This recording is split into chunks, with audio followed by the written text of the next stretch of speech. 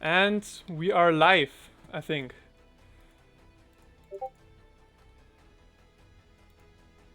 So let's try to in. Yeah, we're finally going live.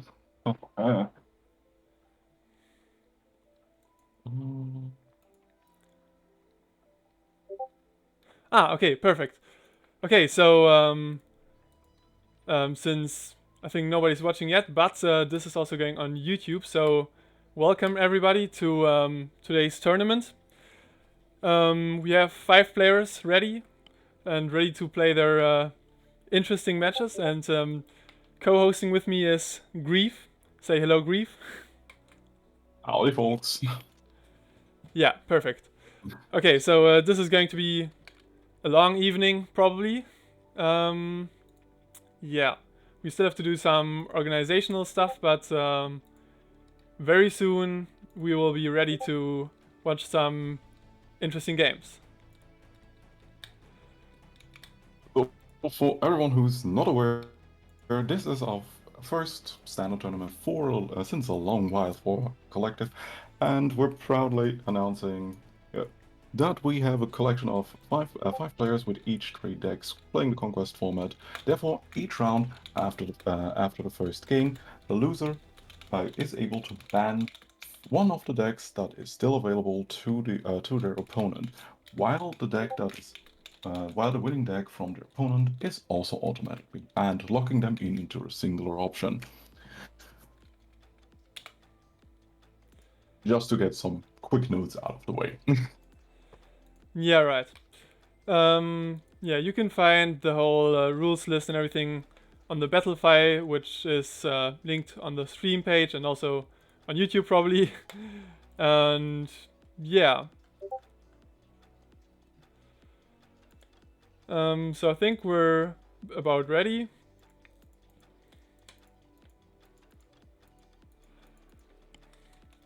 And we still have to, yeah, talk to the people on Discord very quickly. Exactly. Just a few backend problems and issues that have to be actually done to, and afterwards we are ready.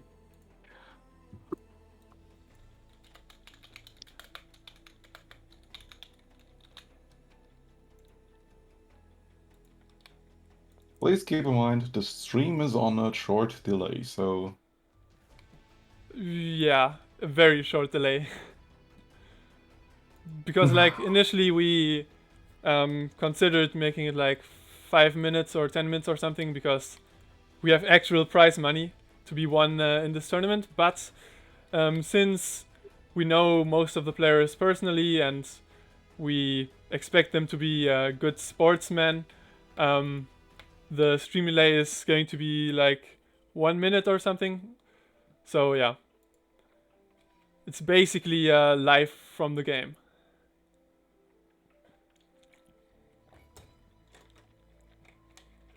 So yeah, the brackets are double elimination, so everybody will play at least 2 games before they are out of the tournament.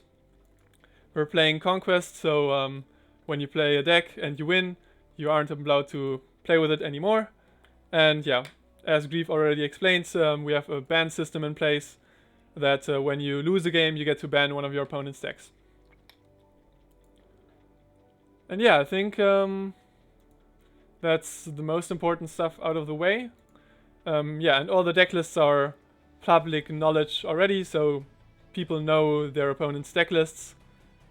And yeah.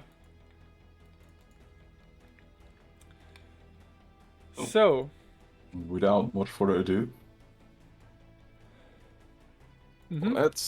without much further ado, we can basically start. Don't you think? yeah, I think we can start. So, I think we'll have to tell people that they can start their matches, and yeah, then we can start to watch them. Oh. So, the first match that we're going to watch is Sevas versus Dead Zone. Yeah, 2 players who've been very active recently, so I'm quite excited to see how that will play out.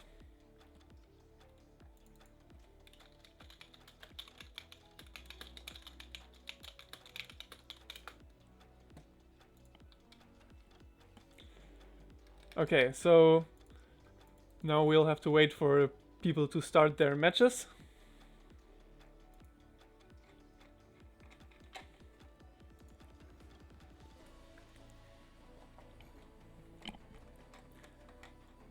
Oh yeah, and sorry if all of this is still a bit experimental.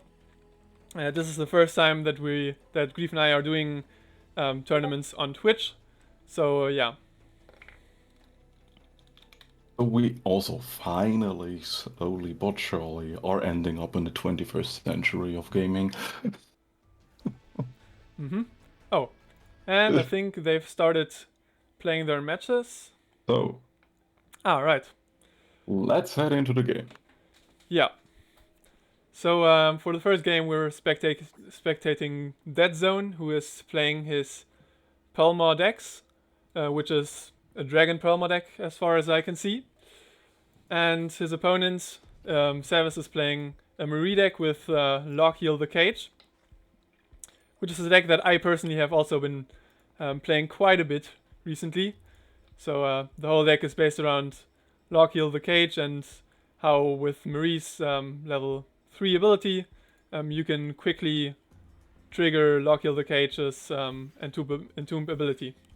Exactly. To elaborate on Lockheal the Cage. Lockheal the Cage is a start of game effect on a 10 cost 5/5 body. Angel Horror object from Archipel. Fast ambush start of game. Whenever a non-Lockheal ally unit enters your graveyard, banish it. Entomb. Fill your board with units that discard banished from this game newest to oldest order. So, be it stealth mill, self discard, or just pure combat, anything that hits the graveyard will be banished off of Lockheal. Yep, exactly. And yeah, as we can see, it also very much synergizes with Marie in general because her passive is based on units entering your graveyard. And so whenever one of Marie's units enters her graveyard, she not only gets them into the pool of Lockheal and his units that can be resummoned, but if Marie gets 2 units into her graveyard at the same turn, then she also gets 2 XP. So yeah, to talk about the actual game, it seems like Sevas is already gaining plenty of EXP, while Dead Zone is continuing Basically doing to perma things. doing Palma things, and he's like creating a board with his dragons and stuff. To put it in context, Permo is a pretty unique hero in itself. Permo's exactly able to gain. It's not really able to gain extra XP like other heroes do at the end of the turn, due to hitting conditions, because her condition is that at the end of the turn, if she has still available mana open, she creates a coin in hand, which is the 0-cost coin that you're seeing in the hand of Sevas. Sorry, in the hand of Dead Zone. These coins, when activated, grant you 1 mana or temporary mana, as well as 1 XP. So the playstyle with Permo basically relies around cheating out big spells, big actions / units onto the board while cheating and tempo. Problem is though, due to game plan of Lockheal, you don't really have the time to do such things. As you see, Sevas already established. Yeah, you can see Sevas has a lot of units on board, including Wumpy and Crater Maker and Soulward, Lilies, and all that. And Dead Zone's board is looking quite dead, as you can see. He still has some removal in his hand, but it is to be seen whether or not that can really save him.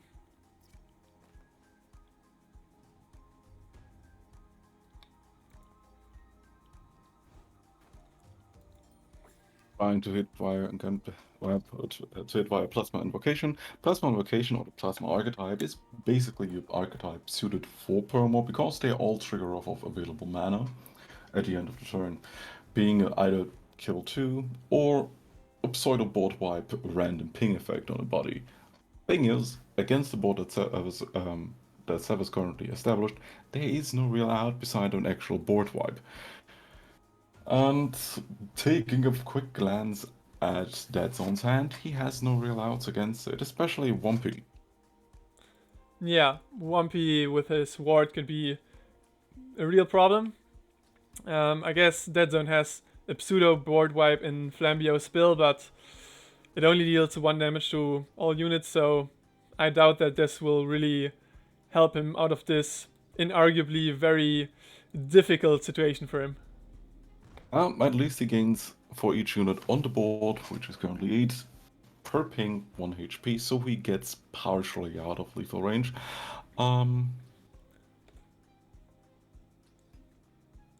Problem is, though, he's still playing on a back foot. Yeah. And I think it should be lethal, right? With the effect of Wingless Flytrap, which attack scales due to its HP value, I think he is still. We have what, 10, 15? Yes, that's pretty dead. Yep, and yeah, that's already the first game. That was quite fast. Yeah, and there we go. Quicker than expected. Due to our rule set, this particular local deck will now be Sevas will now be unable to replay the match, play the next round with his local deck and has to pick the remaining one that is not banned from that zone's side of things. Yep, And exactly. I need something to drink. So. So now Dead Zone gets to ban 1 deck of Sevas.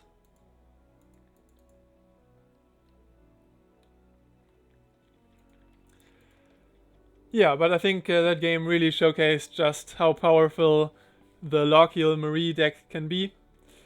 Marie in specific is not too popular of a hero right now, but that deck, as you just saw, can really, dominate a board like no other deck can.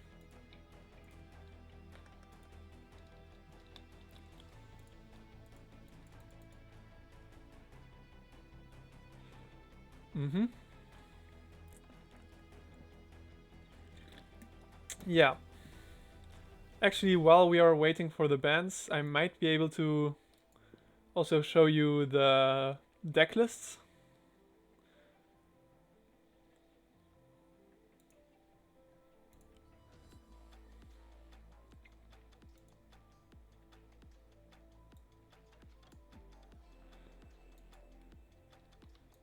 So, the Brick list was banned from that side. Therefore, the only deck available to Sevas will be his. If I can actually find that list. Will be his Lazaro action spam list. Well, action control list. Ah, yeah, right. Not too much of a problem, considering that Sevas is what I would call basically pulling risky. Due to the rule set that we established, players are able to pick technically the same list 3 times as long as it's 3 different heroes, which he does with his Victric and his Lazaro. Both are mind heroes, which are basically running the same list under themselves. So, in that case, as long as Sevas will remain starting with his Marie deck and winning, hopefully, regardless of what their opponent picks as the ban, they will always have one spare list of that deck in their back pocket. Which is a pretty interesting strategy, which we've already seen, as mentioned, in other tournaments used by Risky. Yeah. Since he played 3 times the same combo deck.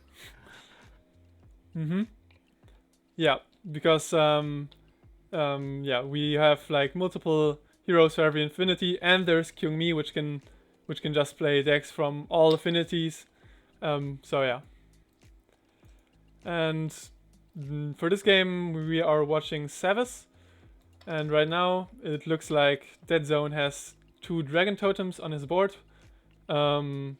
which can lead to quite a bit of heralding, I guess, while Sevas has the Lord of Ideas, which is a card that only entered the game very recently, but has already kind of proven itself to be quite strong. So, like, we also saw this in the Legacy tournament where Vujek Marion played it in his action spam list, and yeah, this card can definitely draw a lot of cards.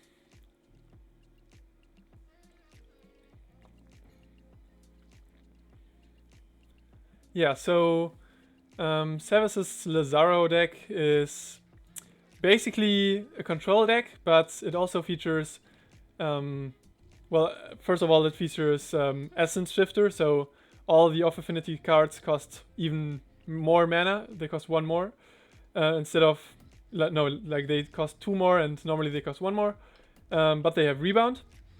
And this deck is kind of based around the fact that there are a few mill cards in Spirit, so Sevas is playing multiple mill cards that also all have Rebound, so the idea is that in the long term he is going to get his opponents to 0 cards in their deck. To explain what Rebound does for people not aware of the mechanic, Rebound triggers when a card enters the graveyard from either the field or the hand. You cannot self-mill cards with Rebound and trigger the effect. When Rebound is triggered, it is removed and the card returns to the owner's hand. Therefore, any kind of control effect, even though with the upcost of 2 extra mana due to the off affinity cost or 1 extra mana, means that they have 2 copies of each of those board wipes, burn spells, bounce effects, etc. Yep, exactly. So Essence Shifter used to be a bit different. It used to be the case that the cards only cost 1 more mana, like they do always, because of how off affinity cards work in collective. But that was considered to be way too strong, so now they cost 1 more mana than they normally would, and therefore they get Rebound.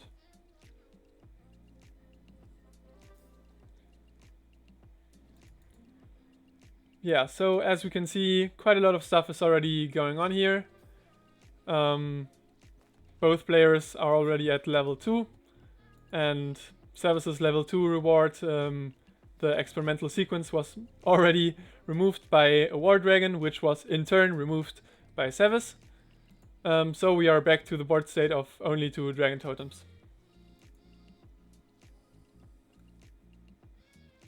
And here we have 1 card which is specifically good in the matchup or in the use case of Essence Shifter.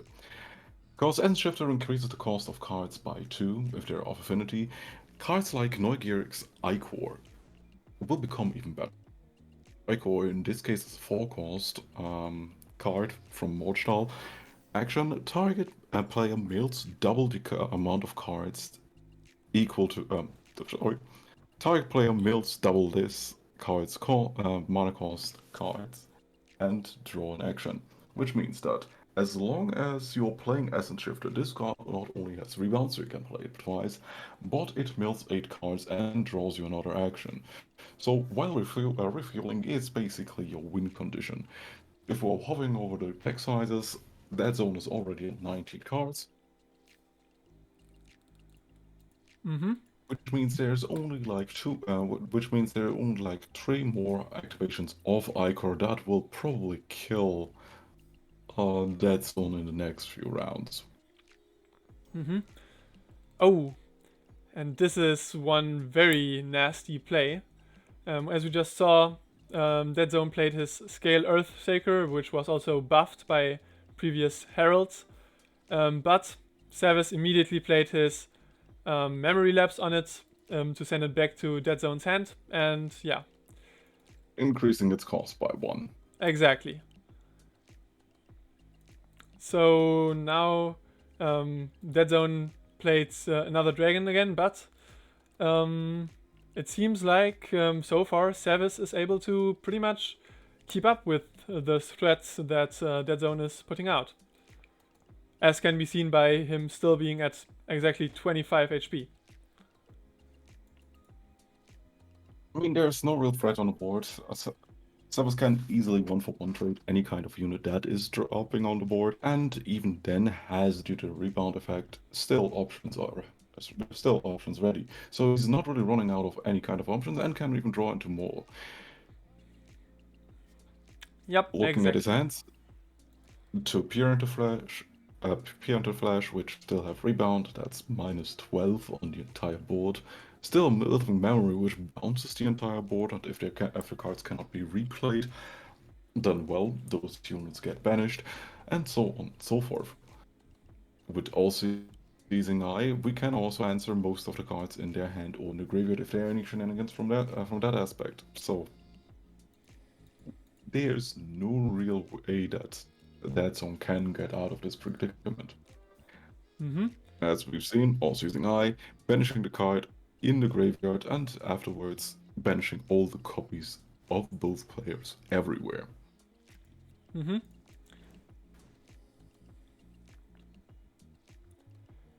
Yeah, exactly. So we saw that All-Seeing Eye just banished the War Dragon, so now that card is gone from everywhere, and yeah. But at least Dead Zone managed to level up, and he has now got his Geistwing Raiders. Yeah. But, of course, Sevas has plenty of ways to deal with the board, so it is in question how long Dead Zone's units will stay on the board. Well, I think there will probably be the option that, looking at the deck, 13 cards still left, that will probably either see appear in the flash or Withering Memories. Mm-hmm. Yeah, interestingly enough, all 4 of Dead Zone's units are in range of Peer into Flash, so if he plays that, then all of those units will die. Yeah. Oof, and committing harder with the Earthshaker, which basically runs into the Withering Memories as expected. Hard commit without payoff, and next turn, if Dead Zone isn't able to replay his entire board, all cards that he couldn't play will be... Yeah, then all of those All cards that he couldn't play will be banished. If that was a hard punish. Indeed, it was. Oh, and now we can also see a very interesting card in Sevas' hand, which is Charity, which he also seems to just play right now. A card that has been in the game for a while, but has never really seen too much play. The card draws cards for the opponent, but also it lets the player gain a lot of HP based on the number of cards in the opponent's hand. So it made Sevas be at now 34 HP, and the card also has flying and untargetable. So yeah. But yeah, the most important part, why it is actually played, is less of being an okay flying body with the rebound effect due to the essence shifter, but because of the card draw too. Considering that if we, as I said, hover over another Dead Zone's deck list, we can see that he's only at 10 cards, meaning that if we're playing Icor next turn, Dead Zone will be at exactly 1 card left in his deck, and that's just a play for 4 mana. Yeah, so as it seems, Sevas should be able to win the game next turn. Exactly.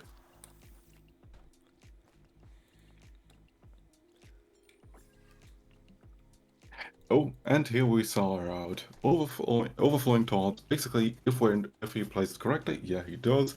First playing Icor and then following up with Overflowing Thoughts, forcing Dead Zone to draw 2 cards and milling 6. Since he would draw 1 card over his maximum deck size, he will automatically lose the game. And there we go. Sevas just won his second game of the match. So now that he won 2 games, that means that that Dead Zone goes to the loser brackets, Losers and right Sevas continues in the main brackets. into the main brackets, facing in round 2 wins. So that was quite the interesting matchup, to be honest. Yeah, well, both games Cool. were a bit one-sided, but very interesting either way.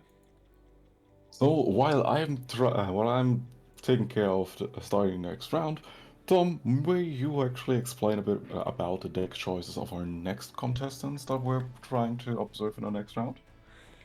Sure, I can do that. So, If everything goes right, our next match that we will spectate is Magnetor versus Spiralsanity. Yeah. And both players also brought very interesting decks, which we can probably see in a second.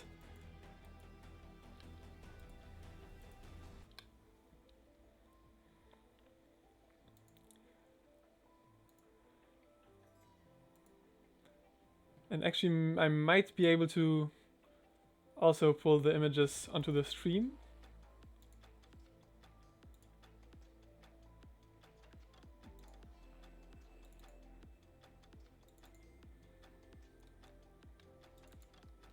Ah yes, here we go.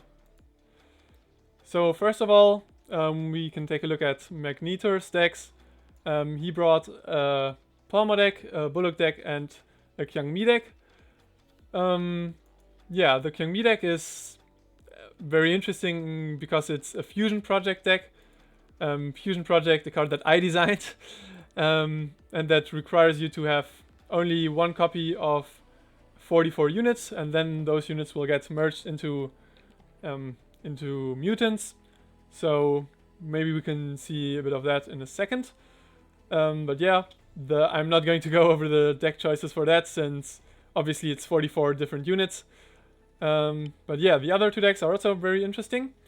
One deck is the Bullock deck. It's a deck based around summons and summon effects, and mainly Maestro Grammar. So the whole deck is kind of an aggro deck that tries to generate a lot of tokens. And then in the late game, it can play Maestro Grammar to buff all the units on board by +2/+2. But yeah, I think we'll probably also see that in action very soon. And his last deck is also very interesting. It's a combo deck based around Legion and Remasterer Demanti. And also Troy Regiment Sergeant. Basically, Legion is a card that creates a lot of copies of itself and makes it so that all the copies duel into enemy units. And so Remasterer Demanti is a card that repeats, it basically just repeats all the summons that have been played that game previously. But it's a 5/9 buddy, so when it repeats the summon effect of Legion, it also generates a lot of copies of itself and fills the board with 5/9s. Yeah, that combo in specific I've also played a lot in the past, so yeah. And on the other side, we can also take a look at the other contestants' decks, at Spiralsanity's decks.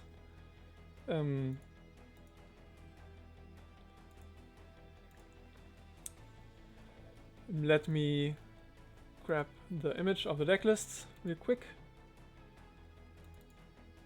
Yeah, here we go. So Spiralsanity also plays Buluk, but his other decks are from Heldem and from Ashgurdy. And his decks are, well, less combo heavy, to say the least. It seems like the Ashgurdy deck is basically just, well, an aggro Ashgurdy deck with like a bit of, one attack synergy, so like based on Dunewalker effects. This deck in specific has been quite popular on the ladder in the recent month, or in recent months really. And his other decks are one aggro Bullock deck and one aggro Heldem deck, as far as I can see. So yeah, very aggro heavy lineup, which is interesting since usually we see more control heavy decks in those tournaments. But yeah, let's see how he fares in against Magnetor's combo decks.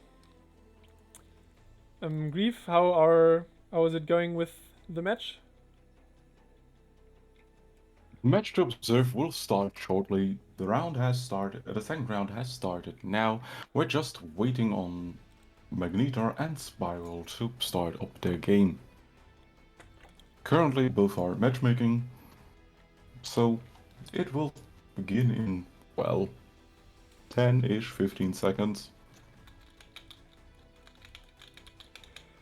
Mm-hmm.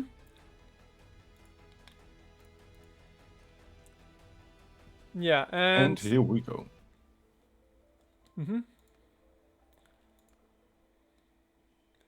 Yeah, for the first game, I will go into Magnetor's perspective, and then, yeah, we can chain that up later. So as it seems, Magnetor is starting with his Bullock deck, while Spiralsanity is playing his Heldem. So more or less aggro versus aggro, although Magnetor's Bullock deck is also a bit of a combo deck. And it seems like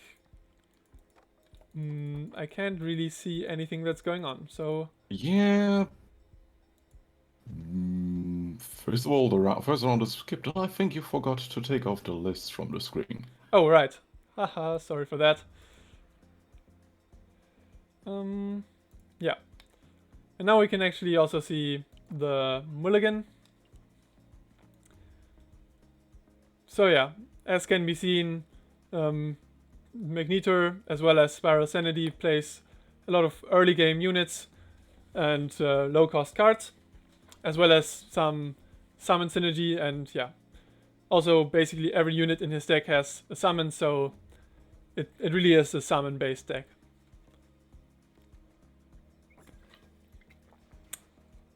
Oh. And it seems like just happened.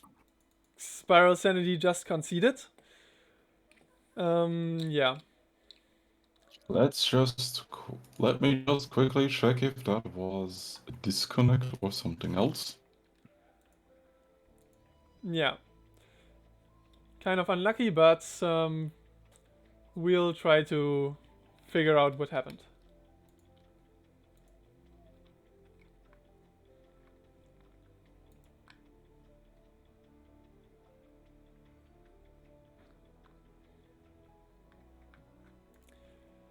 Yeah, so in theory, the rules say that when a player disconnects, they more or less automatically lose that game.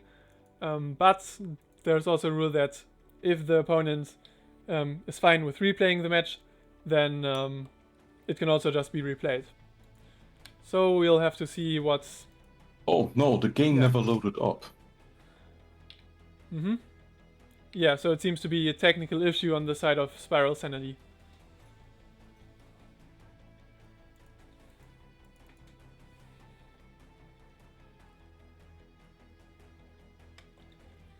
Yeah, the game base put into context, the game actually never even started up for Spiralsanity, so the moment they actually launched or got into the game, it was already disconnected.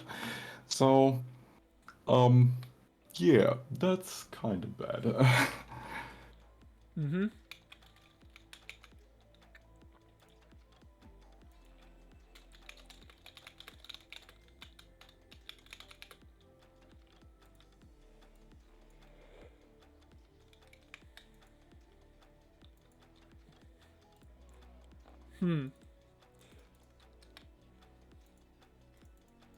Okay, let us just figure out how to rule this, considering that is technically, yeah, sure, there's a disconnect, but let's be honest, it was even during the mulligan phase, so...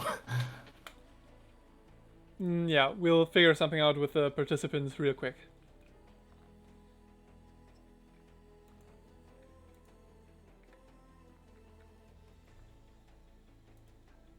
So while Tom basically tries to figure out if participants are replaying this match again, or this game again.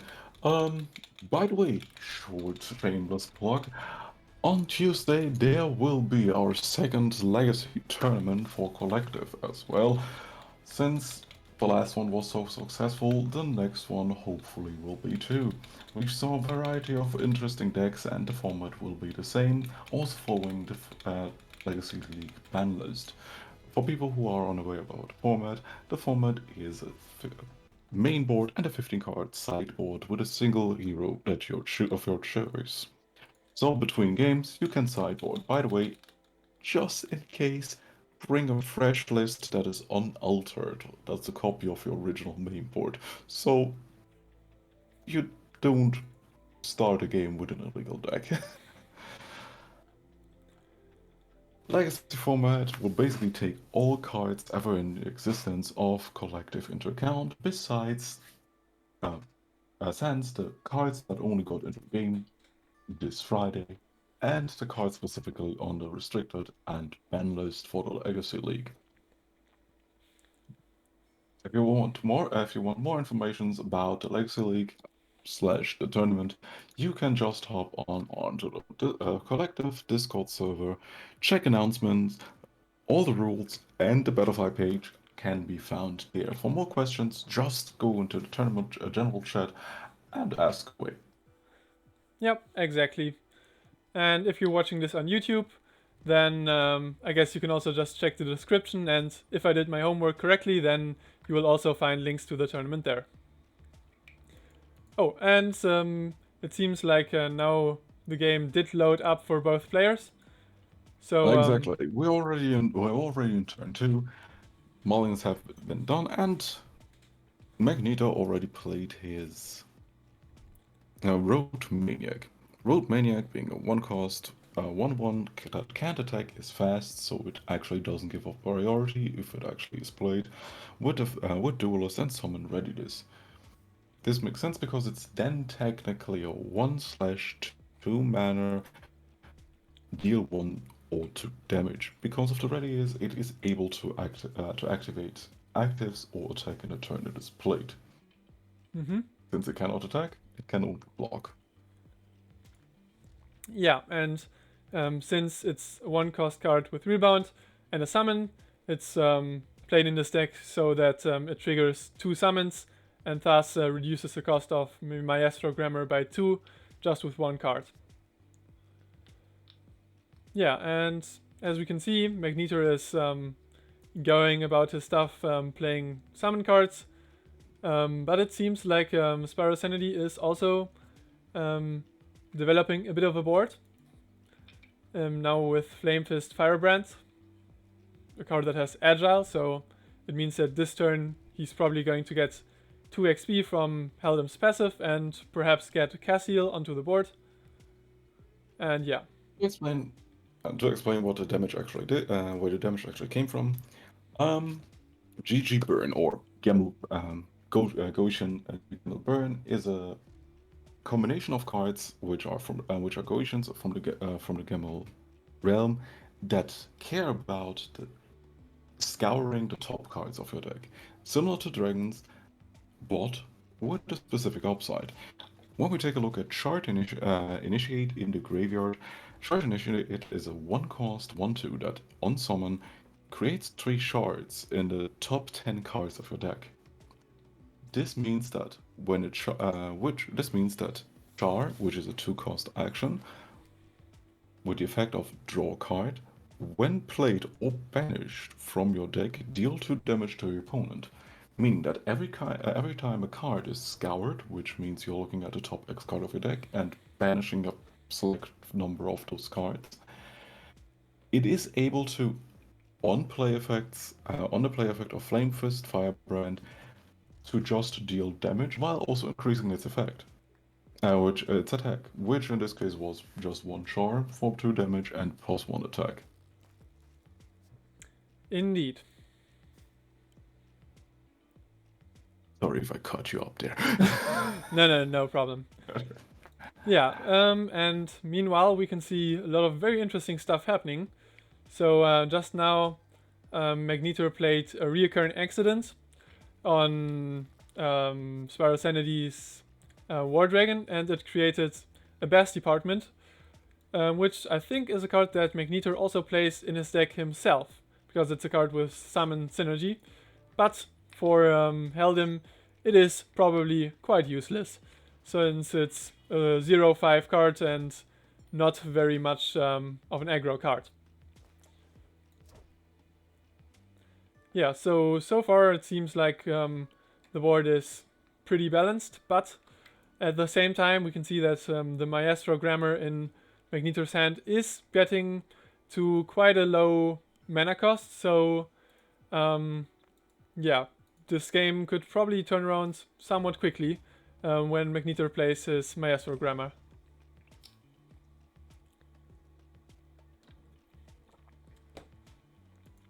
But yeah, interestingly enough, Spiralsanity plays Jericho Banner Sister, which is a card with a summon, and thus the Bass Department did deal 1 damage to the whole board of Magnetor, which in this case did actually kill stuff, so the accident didn't go too good for Magnetor.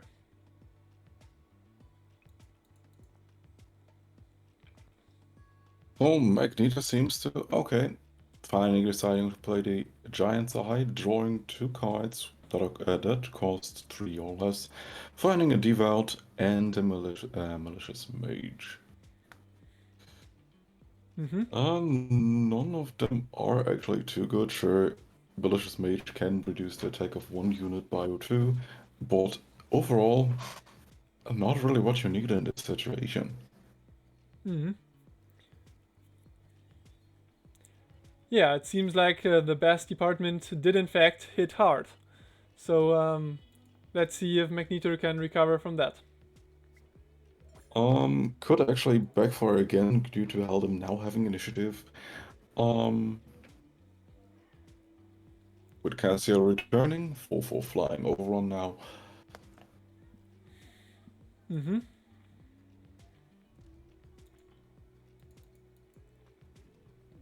And Firestar.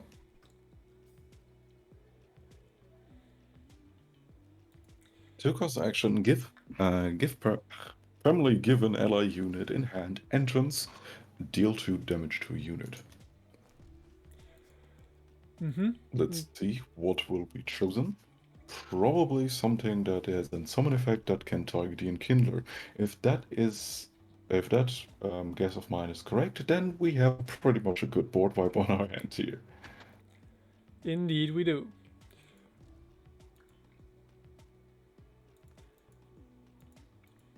Yeah, so right now it seems like Magnetor is only at 18 HP while Spiralsanity still has 25, so the state of the board is looking pretty good for Spiralsanity.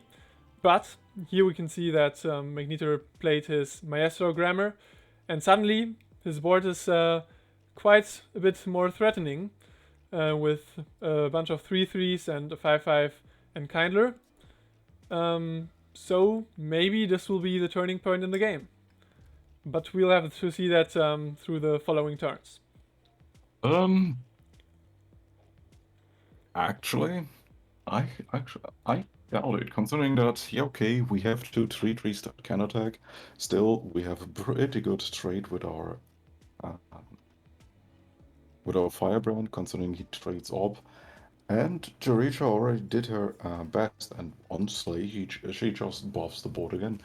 So there's actually no real way, or was no real way, to actually capitalize on the board currently. That is correct. Drawing all copies of Astrogamma via Conquer the Sculpture. Conquer the Sculpture is actually probably a way to get there. We can play one. No, we can basically play 2 of them. Yeah, you can play both copies, since the first copy will also reduce the cost of the second one by 1 mana. So, what will... Oh. But that was a misplay. Well, it does mean that he has more units to be buffed by Maestro Grammar. But yeah, it also means that his other units are more at in danger of actually dying this turn. So this might be to his downfall. I personally wouldn't have done that. Because there's still the option that your own base department on that you've given Spiral would have punished you, but well, that was pretty lucky, and who needs skill when luck is on your side? So never punished. Mm.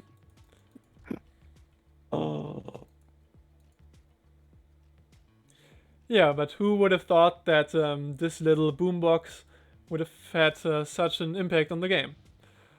And as it seems, now Spiralsanity is too afraid to attack with their units, so he's only attacking with his Cassiel, while Magnetor is attacking with basically his whole board.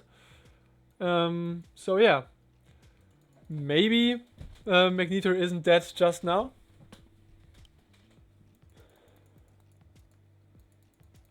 But yeah.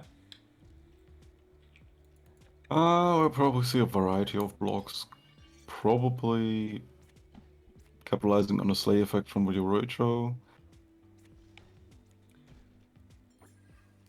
That was sadly a bad constellation of blocks, considering that you want your Ritual Boggler to be in the first few cards to block units.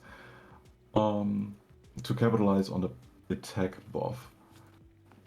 So in that case, we would have actually had better range on the damage from the blocking units, but yeah, there wasn't really a good option to block in this case. Mm-hmm. Here comes the War Chief. Okay, War Chief over on Summon, which is important, create two Lazabotans, which will now boost the attack of all the Lazabos on the board, which is cute and all, but if there's no real Lazabo that can capitalize on it, besides, yeah. Oh. A Char? Mm-hmm. Can we now win the game? Because no, we have the recurring accident. Yeah, We in this technically only need to connect with 4 damage. We don't have the option to do so. Yeah, interestingly enough, the reoccurring accident really kind of saved Magnetor here, since otherwise Spiralsanity's Cassiel would have probably just gotten him to 0 XP, 0 HP. But now it is looking pretty good for Magnetor. Spiralsanity only has his department to block, and yeah. Trying to be S here on the last few on the last turn, and now hitting for, well, high numbers. Yep, to close out the game. Yeah, he can do quite a bit more than just 16 damage in this turn. Yeah, a bit. A teeny tiny bit. And that concludes game 1 of the series. A very interesting match. It did at some points look like Spiralsanity was on the lead, but in the end, Magnetor and his Maestro Grammars did win the game. And yeah, now it is 1-0 for Magnetor. Master Grammar cannot be played for the next game, and Spiral is now able to ban one of the decks on Magnetor's arsenal. In all honesty, I would probably go for the ban on the Promo deck, forcing him into the fusion project. Sure, it's fast, but if you're able to answer the deck speed and hitting the few dots that are in this iteration of the standard fusion project deck, you could actually run away with that game. And since then, Magneto would be locked into one specific deck, and that Kong deck, he still has a chance to win. Yeah, Fusion Project is an interesting deck to bring to a tournament for sure, since obviously the deck can do a lot of harm and it can do pretty crazy combo-y stuff, but it's also pretty inconsistent, and sometimes it means that you just don't have removal when you need it, and you don't have cheap cards when in the early game sometimes, since the combination of mutants that you get is, well, it's random. So sometimes you get cards where one high cost card is combined with another high cost card. So yeah, it is quite likely that that we're going to see the Fusion Project deck in the next game, but we'll have to wait for the ban from Spiralsanity's side, of course. So yeah. On the other hand, do we actually have good counters for Fusion Project? Because Fusion Project falls against very interesting counters in it. Okay, we were right. He actually banned the promo deck, so Fusion Project is the only one left.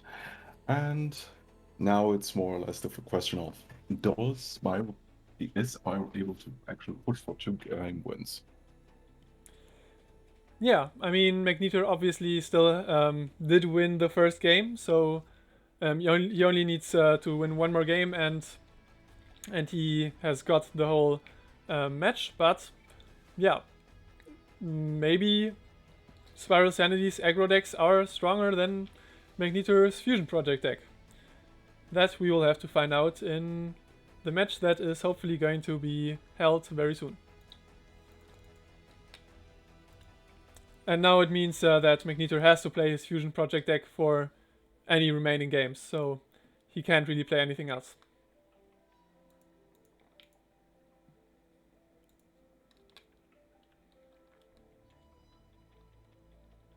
And there seems to be no all-season in any of Spiral's decks, so we cannot easily get rid of the mutants. Yeah, because when All Seizing Eye did enter the game, one thing that people were immediately saying is that it counters Fusion Project heavily. So essentially, if your opponent plays All Seizing Eye, then, well, you can expect to lose your game with Fusion Project.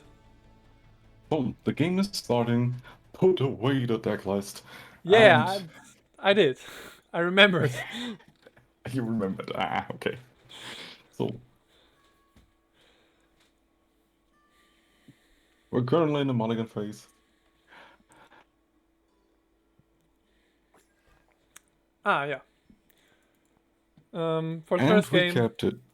We kept mutant 2 cost 2/2 overrun with deal 1 damage whenever you take damage from an ally unit, ally unit or action. This gets +1/+1, which is probably a good early option. The second 3 cost 4 form, Rebound Life Bond, summon, shuffle 3 shards in the top of 3 decks, and entrance, deal 2 damage to itself. Entrance, this gains 2 HP, so a Chupacabra initiate combo. If some of the players are a little bit freaked out by the mutants about to be dropped on the board, yeah, that's just the nature of Fusion Project. Indeed. Yeah, since I am currently spectating Spiralsanity, we cannot see Magneto's hand, but as we see, the first mutant just came down, and yeah, it's a 2-cost mutant.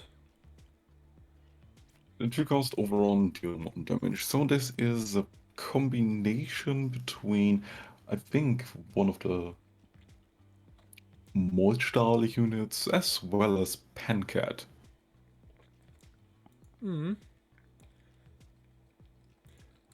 So this mutant is actually interesting, since if Magneto would decide to deal 1 damage to his own face, then the mutant should get buffed by a +1/+1. But that is also not what happened. Yep. Yeah. Missing the chance here. Damn, Magneto, it would have been so cool. Yeah, no, but he pinked off one of the hungry beggars. So, playing the Initiate Chupacabra Mutant, which will now shovel in 3 chars into his into total top 10 cards of its deck. So now we have at least 3 options of drawing cards and also dealing 2 damage. With a life bond and rebound, he actually has a good possibility of replaying that Initiate, which is good combination for that specific effect. Yeah, and also as we can see, it is the case with a lot of Fusion Project cards that when you combine 2 well-statted units, you often get a card that is heavily over curve. So in this case, a 3 mana 4/4 with a whole bunch of keywords and abilities. So yeah, this is basically the reason why you play Fusion Project, because it gives you all these over curve and insanely well-statted and well-made cards. But obviously, the downside for that is that you can't really choose what you play because all your cards are, well, randomly thrown together. Not a very glaring drawback to that deck, though, is the deck size. Since you're playing with a deck that uses 2 random units from your entire deck list into 1 unit, you're halving your initial starting deck, meaning that you're susceptible to any kind of mill strategy. Also, you cannot play the long game, and funny enough, KM's ultimate ability, or ultimate level up reward on level 7 actually manages to lose you the game. You never want to actually hard rush into level 7, because every attack just kills you via deck out.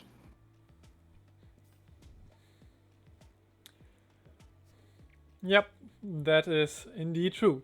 But obviously, you don't get to KM's level 7 too often, so usually that's not a problem for the Fusion Project player, but if the game tends to go very long, it can happen. So if we take a quick look at the board right now, Spiralsanity is looking pretty good. He has quite a few one-attack units, and he also has some one-attack synergy. He actually has 2 Dunewalker Archers, which could cost Magnetor a lot of HP. So yeah, let's see if he can do anything against that. Obviously, he still has the very good Mutant with Life Bond and Rebound, so at least he can gain a bit of HP back. But yeah.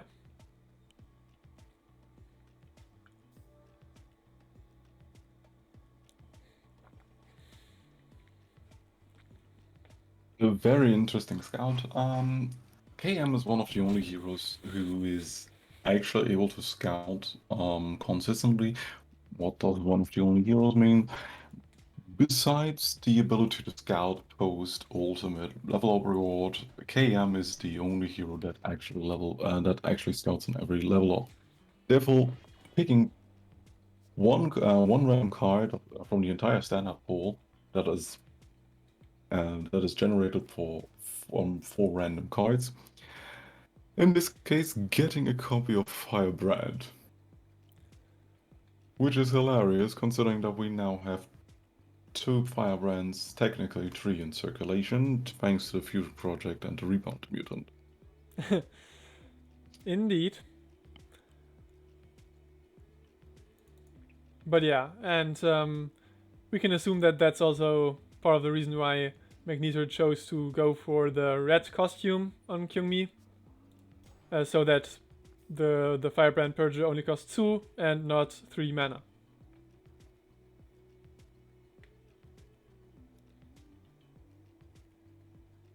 Very important also is actually less the 2 cost, but also the duelist and +1 attack that you're granting off of the switching into the red costume. So now we actually have a 2 damage port control effect. And here we saw another very interesting interaction with a card with Merge. So Merge essentially just merges the unit with another unit and gives it the abilities and the sets and all that. And when that unit dies, the original unit also gets returned to the board. Yeah, so this is why the mutant, which already had life one and rebound and all that, it now has even more abilities. Yeah. So Basically, it's a DIY Voltron mutant. yeah, and this is one thing that happens a lot with Fusion Project. You often get situations where one card gets a gazillion billion different abilities and summon effects and entrances. So yeah, Fusion Project is a very nice deck to play if you want to read cards. Card game isn't reading cards. Uh, Try Kunai, dealing 3 different instances of 1 damage pings, sadly having to target the mutant with that instead of the face of Magneter is kind of a pickle. Considering that Ash will benefit, and that Ash passive benefits from actually getting 3 instances of damage onto the opponent's face. Yes, indeed, and we can assume that that is also the reason why Spiralsanity plays the Trikunai in the first place. But of course, sometimes you just need a 3 mana deal 3 more than you need the 5 XP from the passive trigger.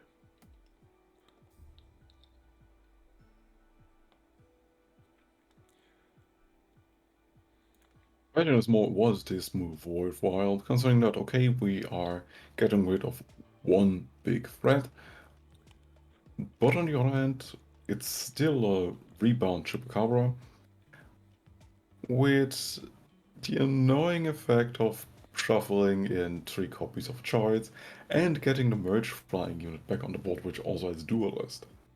Mm-hmm. And the flame on top of that.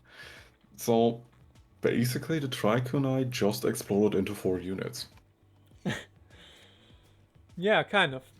And as we can see, Magneto now has multiple life bond units on board, so it seems that at least for now, he can kind of keep himself above 25 HP, so he won't die too soon.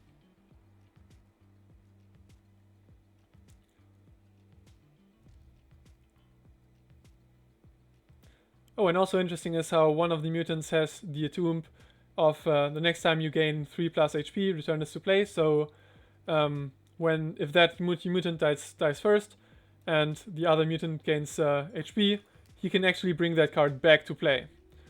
So yeah, that could be quite a lot of value for Magneto there.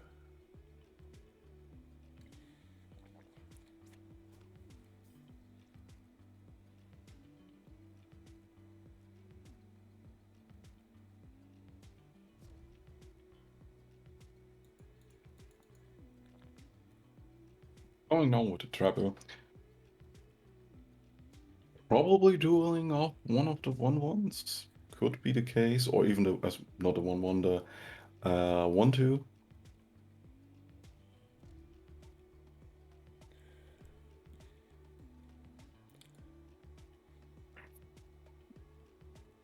Considering there is no real way to mitigate the 3 instances of damage pings, which could have been a little bit further ahead if we would have went with a.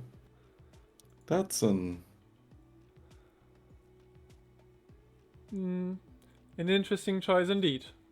No, it wasn't really an interesting choice. It was a monster. I completely forgot. Yeah. Turns out that sure, Living Roots is a token indeed, which forces your opponent to actually duel that target off first, keeping most of their board intact. Since we still have one duelist which cannot really attack now, which cannot really act now, is completely irrelevant in that case. So you better get it off the board right now until it actually becomes an issue later on. And here comes the next big dingus, a 6-cost agile overrun 5/5 summon. Give your highest HP unit +2/+2. When this card deals damage to your opponent, lose 2 HP. Oh god. Yeah. This. So this will just grow the mutant which already has life bond and Pseudo deals is permanent damage to itself. Interesting. Now we have a 6/10 with Life Bond. Hmm. Yeah, pretty interesting situation where, in theory, Spiralsanity does have a full board, but at the same time, Magneter has a few units, but those units are quite big and quite strong. So, yeah, pretty interesting situation. Spiralsanity chooses to attack with most of their units, while Magneter is now attacking with the 0 attack unit. So that is kind of unfortunate for him. But yeah. And I think we can expect Magneter to block with his life bond units, so that he will gain even more HP.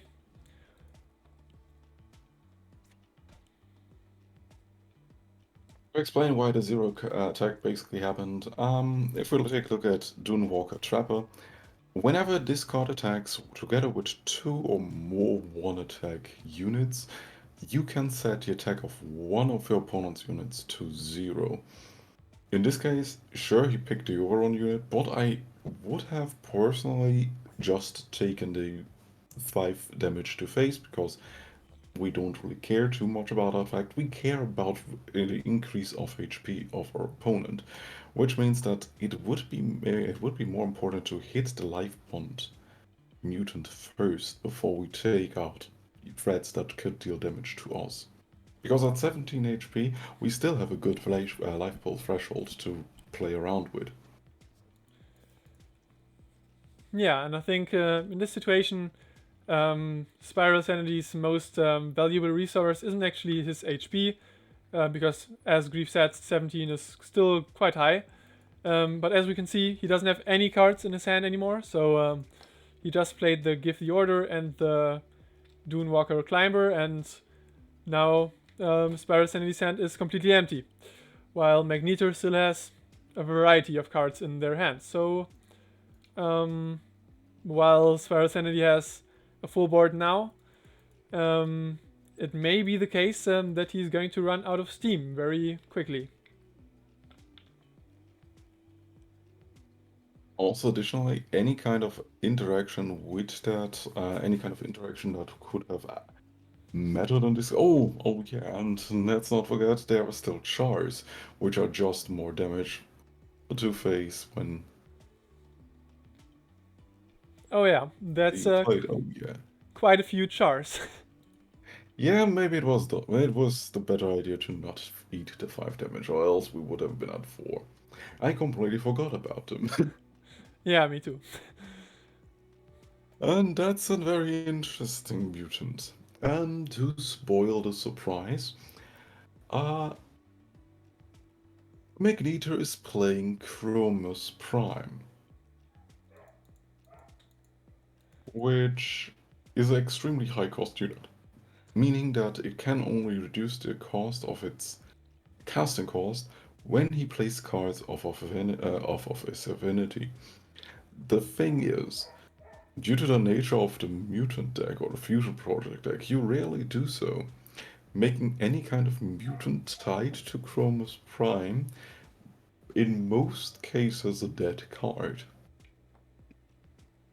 Which the card currently in hand is a 22 cost mutant that costs 1 less for oh, that's very interesting. It is that costs 1 less for each HP he is below 25 and increases the cost as long as he is above, and costs 1 less for each card in hand. So he actually, funny enough, didn't hit the Chromus Prime, but merged all his other stompers together into one unit. So we're looking at a 22 cost unit which is 1818 large and will probably never be played. Hmm. Yeah, and while you can have units for 20 mana that have a bit of sets, You can also have a 6 mana unit that has 19 worth of stats. Due to the ability of I don't even know the name of the card. It's a card that got in very recently, and it has the ability of +1/+1 for each different tribe in the graveyard. And obviously, since Magneto is playing a lot of different cards with a lot of different tribes, that card grew pretty big. So now he has a pretty big unit on board, and it even has flying. So it should be pretty hard for Spiralsanity to get past that. It's a last effort. Maybe we're getting something out of the... Technically, they have priority. That means as long as Magneto doesn't burn them to death, which is definitely not the case anymore. Yeah. Oh, wow. They have to attack right now with all their one attack units to reduce the attack of the flying unit thanks to the trapper. So yeah, right. So the 21 attacker goes down to 0 attack, so we still survive the turn. Yeah, but interestingly enough, Magneto seems to have gotten Legion off of one of his level up scouts. So yeah, that was... It was funny enough his second level up scout that he picked up Legion. Oh yeah. Oh, and now even Spiralsanity gets to draft, since in collective, every level after level 4, or for some heroes after level 5, you get to scout one card out of a set of 4 random cards. But the card that Spiralsanity picked, Premature Animation, doesn't seem to be quite the card that he was looking for. Obviously not too terrible, but also not something that is going to save him the game. Oh, and he's now getting further away from actually winning the game. Thanks to Flambeau spell, the legions on the board got destroyed, and returning the copies of them back to the hand. Oh, yeah, wow. While gaining a bunch of HP and clearing the board for the most part.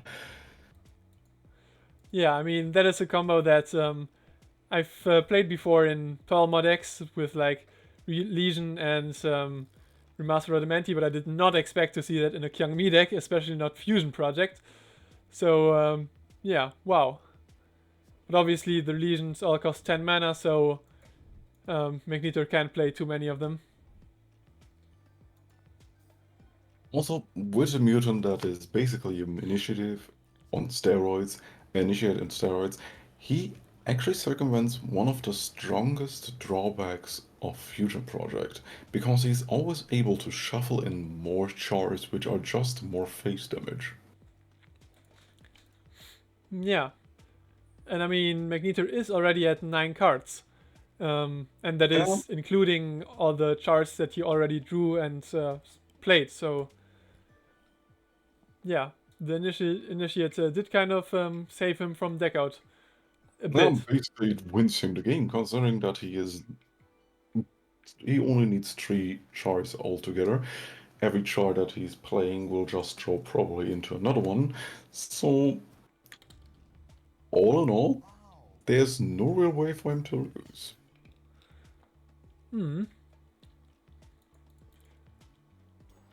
Ooh, the Memory Lapse, obviously a pretty good top deck. But yeah, as Grief just said, it looks like Magneto is about to win this game with his multiple ways of winning. It seems like he's going for the Legion, and yeah, he's just clearing Spiralsanity's board. And has lethal.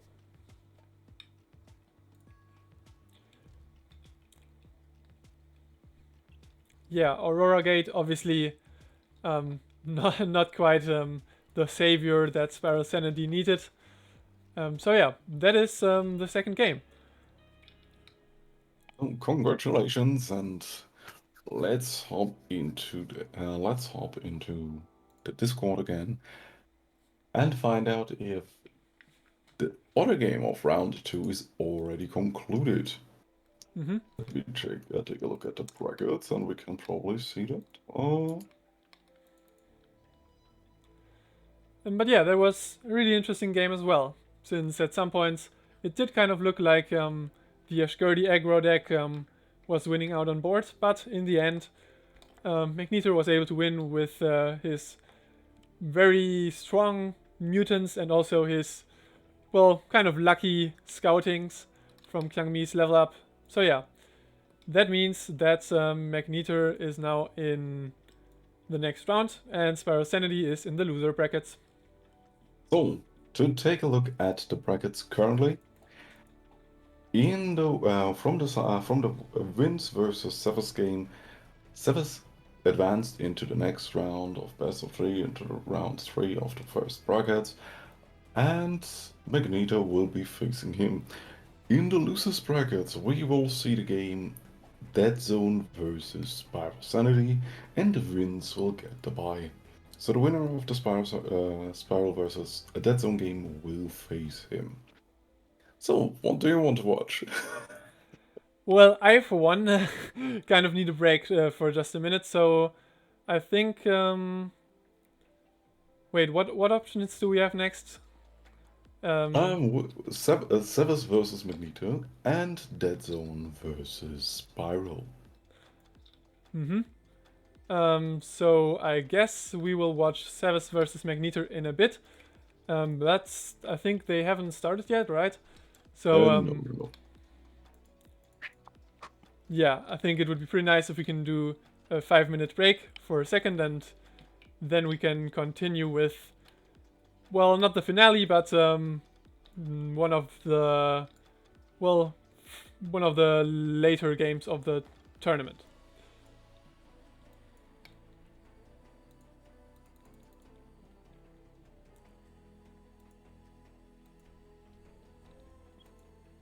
Oh, let's see if we can actually get one of the players into the call. Mm-hmm.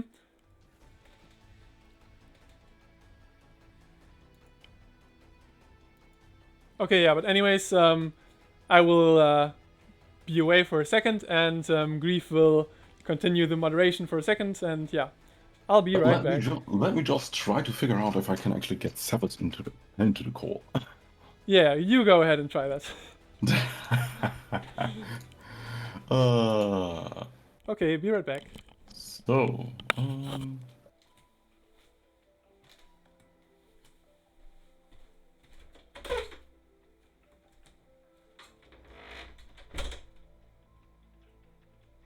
let's find out if that's actually possible, and if there's someone interested in actually joining. So,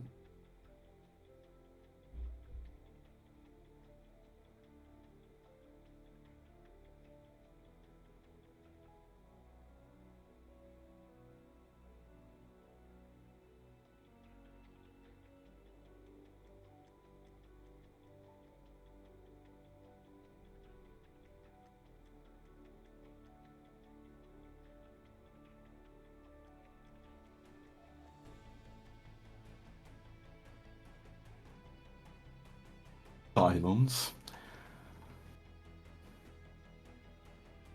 Even more silence. Well, that's just entertainment value. Then let's just find out if anyone else from the participants wants to join the stream during this short break.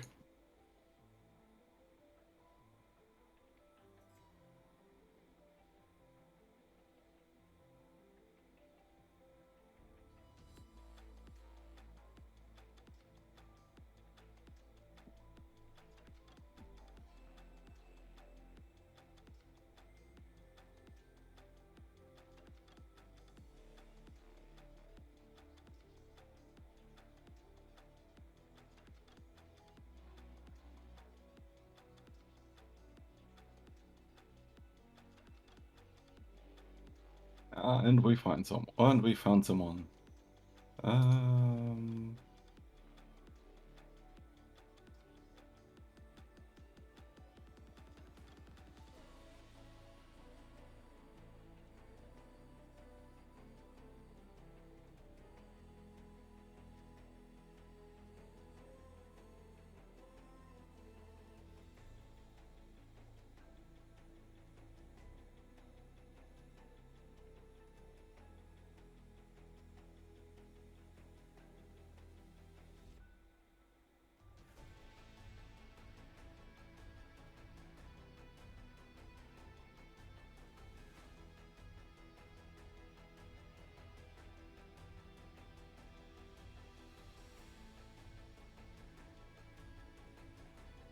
If Discord would actually try to be cooperative, then actually that would have be very, very cool.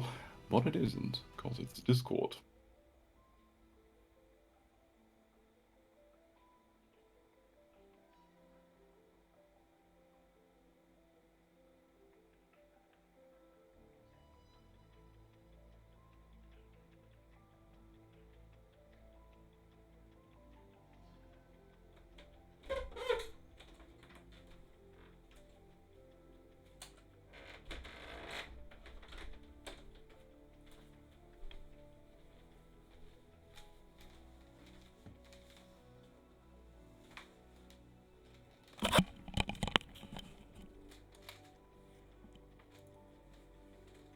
Seemingly, I couldn't really invite someone. Ah.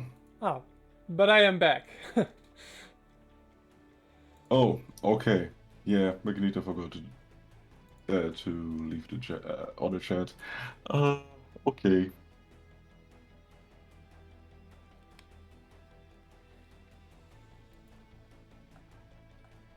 Mm-hmm.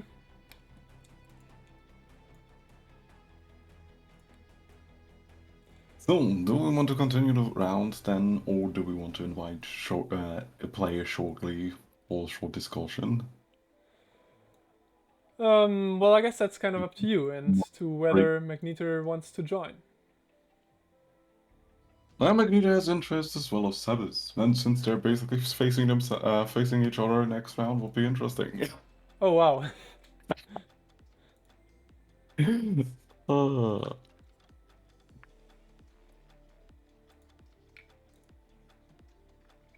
Mm-hmm.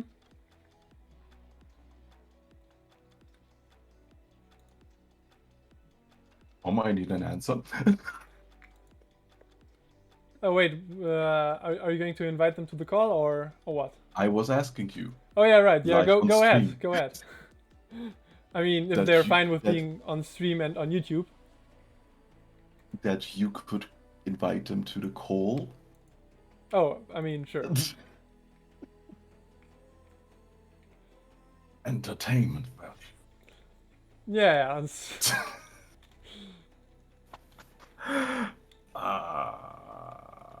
I'm sure our 3.5 viewers will be able to excuse us. Just once with professionals. Just once. Says the rambling idiot.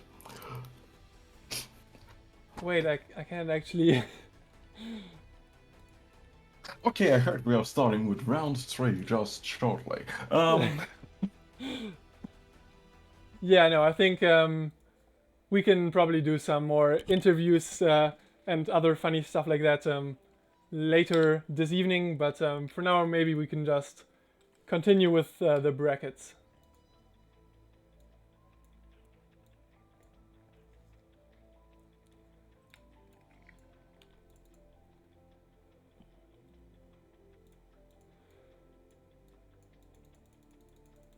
Mm-hmm. Okay, so I see. So there are 5 players left. Oh yeah, right. There are only 5 players. But Yes. in the normal black brackets, we can see Sevas versus Magneto, and in the loser brackets, there is Spiralsanity versus Dead Zone, and the winner of that match will play against against Jayce, if I'm not mistaken. Yeah.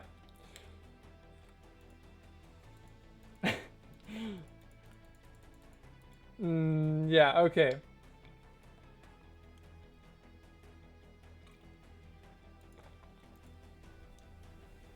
So, I mean, actually, I guess in terms of the tournament tree, it would kind of make sense to go to the loser brackets first. Okay, good. In that case, we will be observing Dead Zone versus Spiral. Mm-hmm. So, without much further ado, we will start the first round of losers brackets and the third round of the main bracket. Round 3 starts now. Well, it starts when the players start playing, but yeah.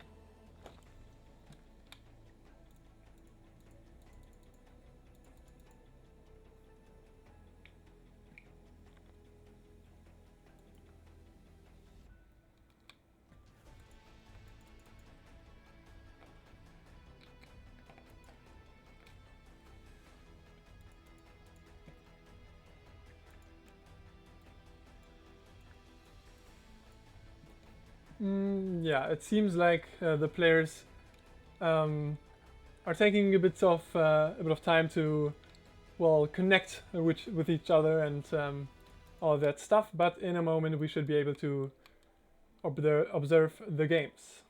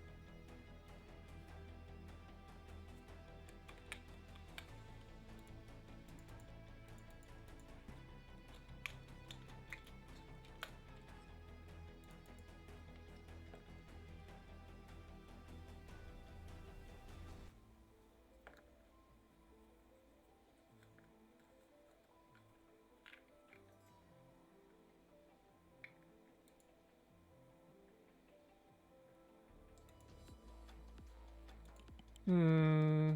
There seems to be a question. Yeah, I see. The question is whether or not we do the games in parallel. Yep. So, are we? I mean, I did that for the last tournament, so we can, but we also cannot. It's your tournament. Yeah, I'm okay, just sure. blabbling full on the stream here. I guess we'll just scrap all plans and I'll go into the Magneto versus Sevas match real quick, and the other match can go run in parallel, since I think we've also seen both of the players already in the games. Yeah, we do. So, yeah. Let's just jump into the main brackets game and, yeah, and act like there were no difficulties at all.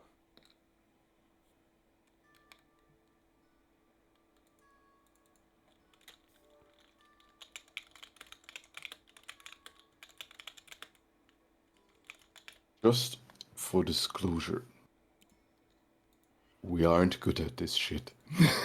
And that was the. And with that, we're just demonetized. Sorry, Tom. Yeah, I mean, I wasn't expecting to make big money off of this. But okay, yeah, let's see what we can see on the board. So it seems to be Lochiel Marie versus Summons Bullock. And the double duo bot has already been placed, while we're seeing a Skeletal Seeker on the other side of the Marie. So Skeletal Seeker is an agile unit when this attacks with 2 or more units draw an action, and this loses the ability.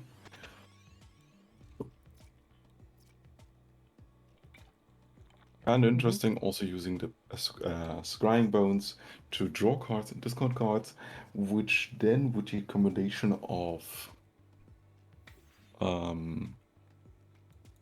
another action that we sadly missed in this interaction, which has the ability that moment that it is leaving graveyard, it grants the hero XP, which is an interesting combo with Marie because she removes all actions that are placed into her graveyard instantly. Yes, indeed. So I think that card actually did get into the graveyard, but since everything is banished from the graveyard, we can't really trace back any of that. But we can see that Sevas is already basically at level 3. But on the other side, Magneto does have a bit of a board. So yeah. And Sevas also has the Lochiel in his graveyard already, so next turn he should be able to summon quite a lot of units onto his board.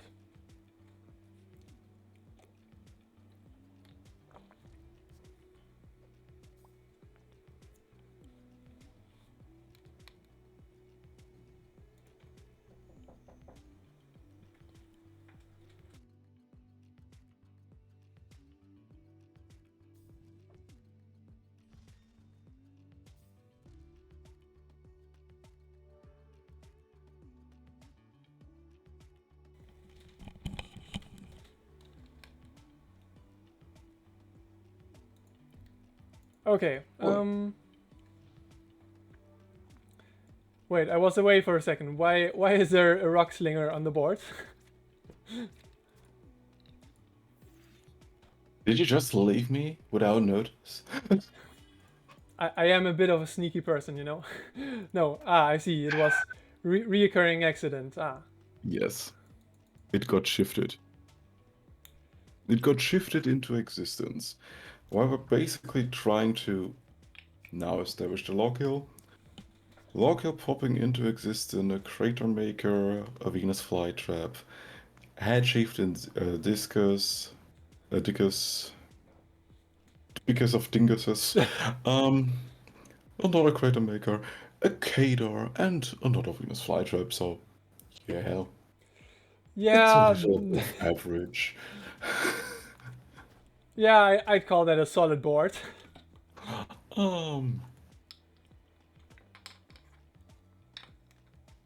Master cannot really do anything in this case due to the fact that there's no real board to buff. And I'm not really sure if Magneto is running any kind of board interaction outside of the occasional duelist. Yeah, well, he does also run like reoccurring accidents, but I think in this situation it's hard to really find anything that could save him, especially since even the Kadar can grab other stuff from his deck, from Sevas' deck to play. So it is looking pretty. Yeah, well, Magneto is dead. And then was game 1. That indeed was game 1. Once again showcasing just how strong the Lochiel Marie deck can be. What was it? It was turn 6 and Sevas had like a full board of huge ass units. So yeah, that really goes to show just how strong Lochiel the Cage can be. Yeah. And again, Magneto has basically what we call in German die Qual der Wahl, or in this case, die Wahl der Qual, because basically Magneto can only pick the same deck, just in a different flavor. As mentioned, Sevas is running the same mill action control deck, just with 2 different heroes. And it seems like Rictic is getting banned. So Sevas is locked into playing Lazaro, which, well, doesn't make too big of a difference, but yeah, either way. Technically, it does, considering that Victoric has a very solid control play. Considering that his first level up reward is a unit that has Deadly Plus, considering that you're stealing the unit that you're killing with the first unit that with the zombie that you're creating. And then he has a heart removal on level 3. And we don't have to forget that end time drive with the copying effect on the mill cards that already have rebound is very strong value.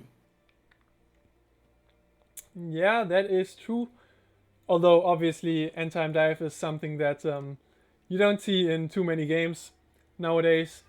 But yeah, and I mean on the other side, Lazaro does have the sequence, which can draw a card with its entomb, and I guess the level 3 isn't too bad either. But obviously the deck was probably designed for Rictic, so yeah. And Magneto is once again playing his summons deck.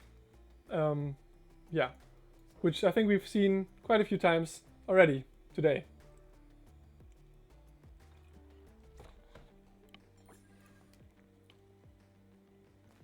And starting out with a load of ideas.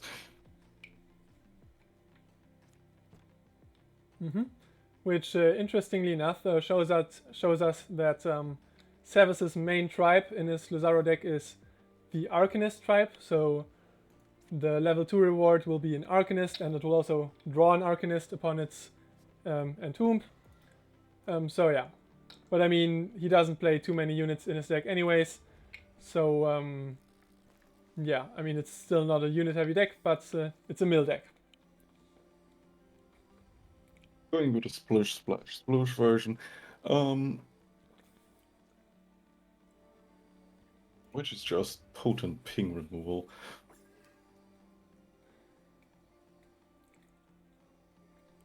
Yeah, we can see a very different, very similar thing to what happened in at the last time that Sevas played his Lazaro deck, which is that whenever his opponent puts out a unit onto the board, he can just snipe it off with one of his spells, with one of his actions. So yeah, very control-y deck that he's playing. Yeah, but I guess also the Crossbowman, which has classically been an aggro card, but due to the very strong effect when it attacks, it is also quite good in control decks. On attack, he can easily snipe any kind of unit that would deal damage to him, or even trade up with any kind of blocker, considering that it's pseudo frenzy.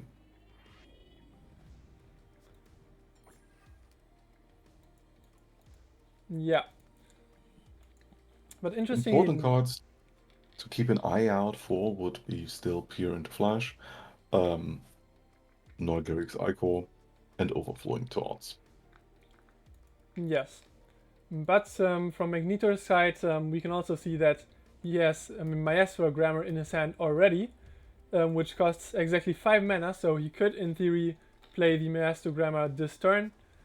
Although, obviously, he doesn't have too many units on his board, so it remains to be seen whether he does that or not. But yeah, that is certainly one thing to keep in mind.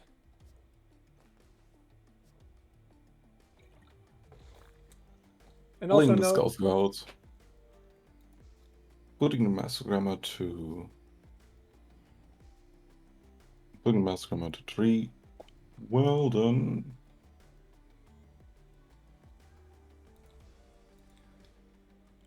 yeah, and once again we can see that the Crossbowman is casually sniping off units each turn.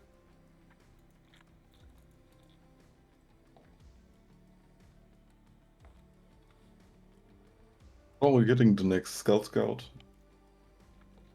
on the next attack. If Magneto is not really prepared for, okay, we will drop the Scout, which will bring our Astral Gamma to 2 mana with the with a follow-up with the Priest.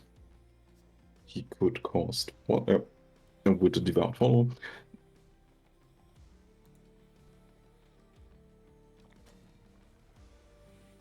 Yeah, but as we can see, Sevas is also not giving Magnetor too much time, and he is putting out removal after removal. Just so, keep yeah. the board in check. But then again,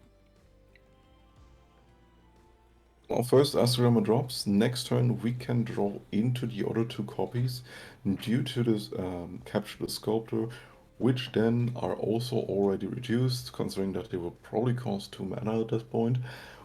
With even the low established boards that we currently have, the only thing that we are fearing is a Wilting Memory, or even worse in this case, a Peer into Flash.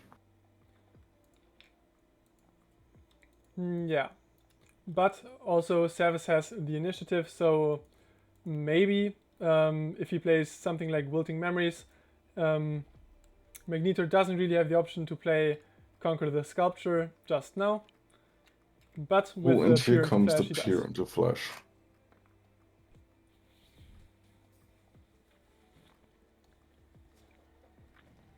Going quickly for the Astrogramma play, Astrogramma Sculpture play.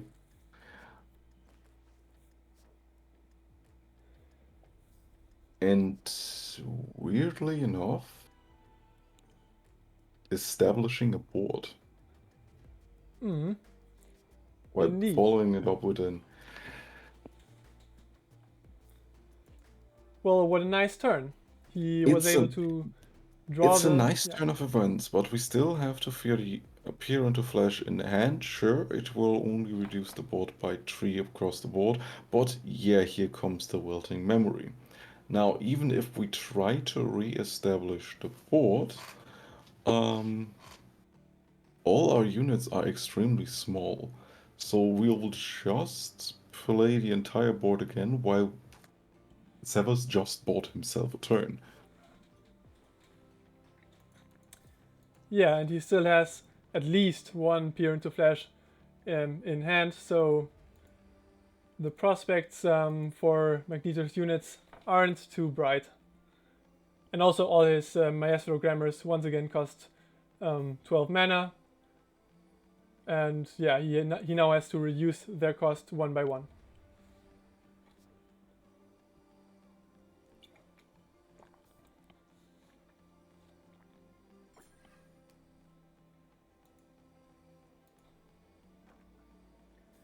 Yep, and there goes Magnetor's board.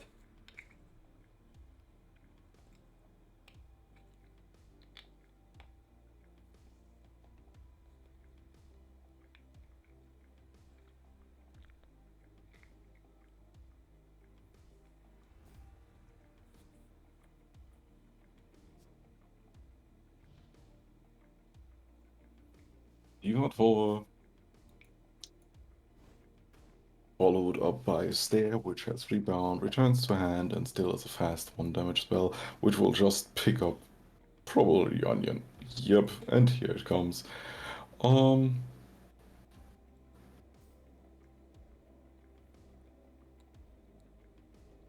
Let's take a quick glance at the deck sizes. 25 versus 21. So Magneto isn't in immediate danger of being milled out.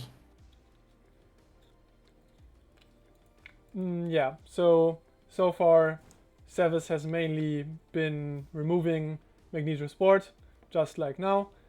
But slowly he is grinding Magnetor out of resources. So it is probable that soon Sevas will start using his mill cards to, well, kind of mill out Magnetor and win the game eventually. It's very odd in this situation to even draw more cards with Giant's Eye, to be honest. Because we are already at 11 cards. We know that the next Overflowing Thought will draw or will mill us by 8, drawing 2, milling 6, we will draw a card on turn. Means that Magneto will be at 3 cards. No, sorry, at 2 cards. This means if Sevas has just another draw 2, or even worse, an overflowing taunt or Ichor, Magneto will lose the game. That is And indeed therefore correct. the match.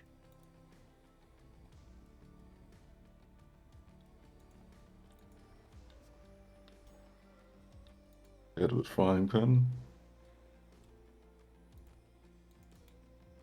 And here comes the icon. Okay. This indeed was it. Yep, that is game. That's game 2, and Severs will probably advance into the next round. We will play an chant, okay, drawing the cards. Yeah, I mean, at this And point, Magneto can just do whatever since game is exactly. lost. But yeah, interesting game. So, round 2 of the Spiral versus Dead Zone game is currently on the way. We can chime in on that. Let's see, because they already started. Promo's banned. Dead Zone won the first round, and it's currently Heldem versus Dragon Promo. Dragon. No, no, no, no, no, no, no, no, no, no, no, no. It's the Xiaomi deck from.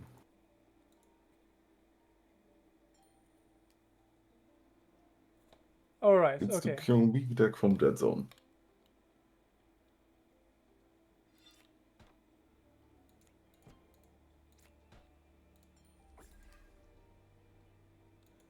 Oh yeah, right, it's a shifterless shifter deck. Do you have some insight on the deck archetype, the shifterless shifter deck? Because I personally don't know real much about it. Well, I have no idea. I mean, it seems to be kind of like a good stuff Kyungmi deck that just plays all the good cards from all the affinities. And yeah, and tries to win by, you know, having access to good cards and generating value and stuff like that. Winning the game by playing good cards. Yet now I know what I did wrong all these times. Mm-hmm. Oh. Yeah, and on the other side we have Spiralsanity's Heldem deck, which is also kind of just a good stuff aggro Heldem deck. And so far it seems to be working out, since he more or less seems to be on the lead, at least on the board. Putting up the pressure.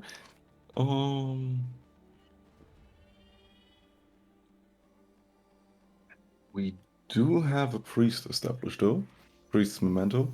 Active, refreshing 1 mana, so giving us technically 8 mana for the turn.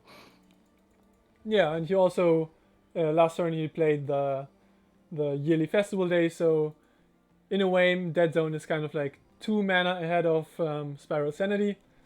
So yeah, and he also played the Plasma Invocation just now, which he may want to trigger again at the end of turn for 2 mana.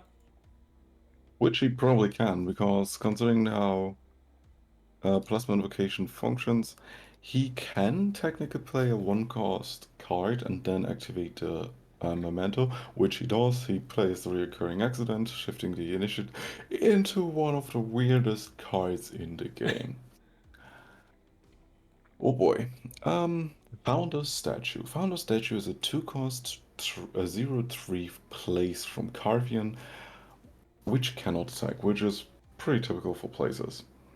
Which has the active of destroy an ally. This becomes a 5/5 golem permanently and silence this, meaning it can technically attack afterwards.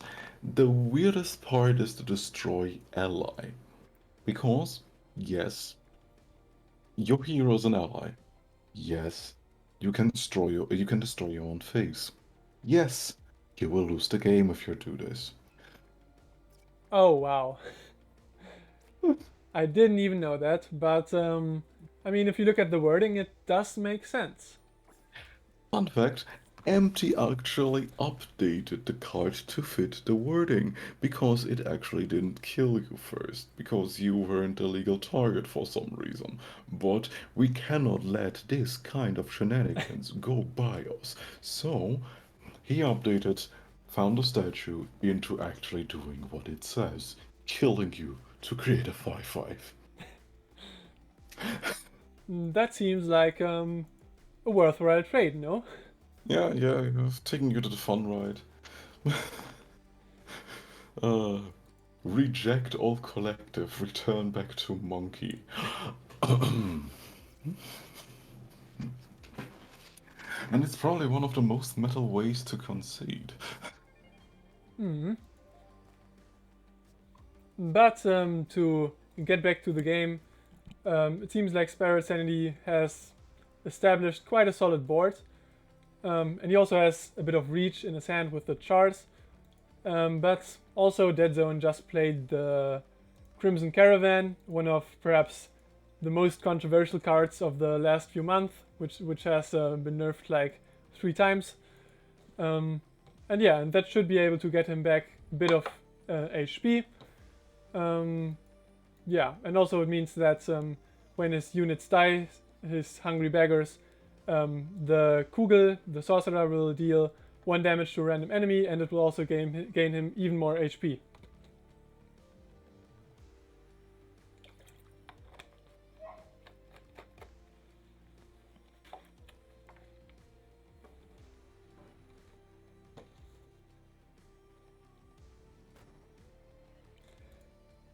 Actually, now that I'm looking at it, shouldn't Founder's statue also be able to destroy itself? Yes indeed. Which is an Dang. interesting option that you're doing with self-reanimation shenanigans.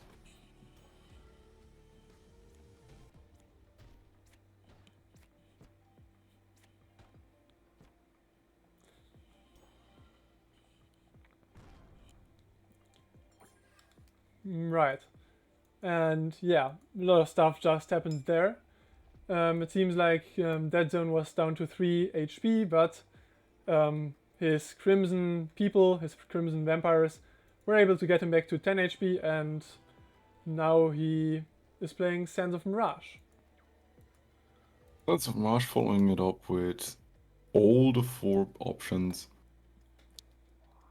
Throwing a Mirai, getting all the pings from a beer, and dealing enough damage to face to put Heldem down to 5. Following it up with Ongwin War Chief doesn't really do anything, especially with a soul extraction now. Oh, damn it. Yeah. Disabling even the slay effect. Tried shuffling into the deck 3 choice and pinging for 1 damage.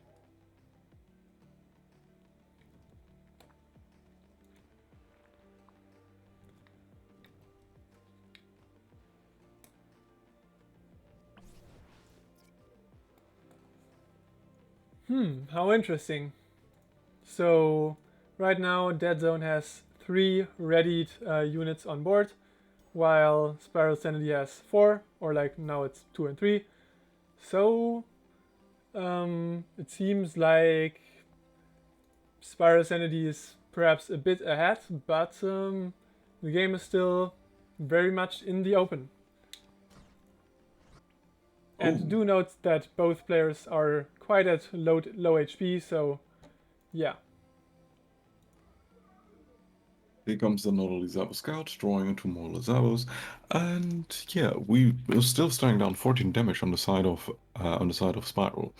So technically, there's only 2 real blocks we can make here. Still eating 3 damage.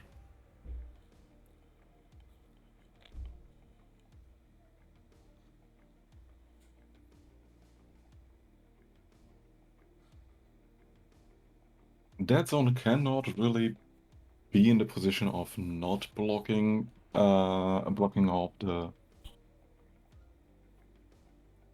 Firebrand due to the fact that sure we would eat 7 damage, but that puts us down to 5, and we know for sure that there's still chars in the deck. Yeah. Oh, but yeah, he seems to attack with the sorcerer. Interestingly enough.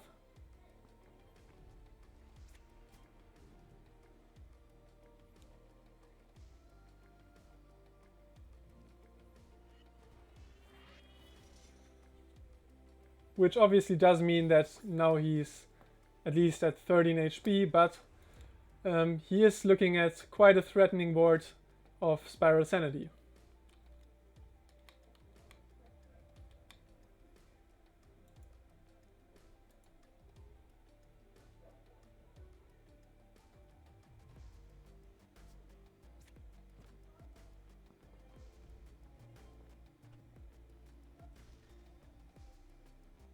Here comes the Jayce banner system. Oh. Oh! Wow. Oh! A Forge overrun for game. Holy hell, that was one hilarious card to pull out here. Wow, I did not expect that. Well, the win goes to Dead Zone. Yeah, we are getting some very interesting Xiangmi scouts today. Wait, Well, so is with this that already the end of the match? Or? Spiral is completely knocked out of the tournament, and Dead Zone moves further up in the losers brackets. Meaning that the next game that we're about to witness is Dead Zone versus Wins. Right. The winner of that will be facing Magneto, and then we shall see who will be the opponent of Sevas in this tournament.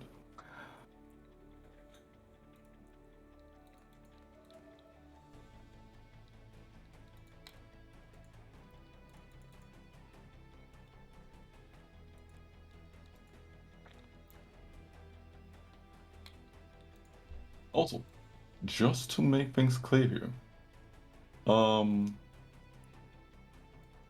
if we take a quick little glance at Dead Zone's deck list, he doesn't seem to play a Forge Overrun in his main board. Meaning that he scouted it. Indeed. Oh boy, scouting in tournament strikes again. Yeah. For our viewers, we should probably say that back in our days, since both Grief and I have been playing the game for, well, quite a bit, back Even in if it our doesn't days, seem like it. every hero used to level up, used to be able to scout one card whenever they leveled up, and that inevitably led to some, well, interesting moments in some tournaments where people were able to scout the card that they just needed and that ultimately won them games and stuff like that. So yeah, scouting in general has been quite a controversial mechanic, which is ultimately also why it has been limited to like Kyungmi and also like once you level up to level 6 and stuff. But yeah, that is why nowadays scouting is not as common as it used to be.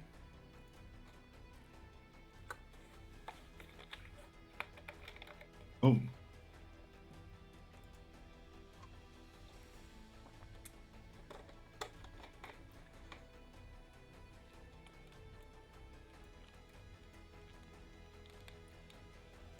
Okay, so our next match should be Dead Zone versus Jayce, right? Yep. Or wins in the brackets. Yeah, exactly.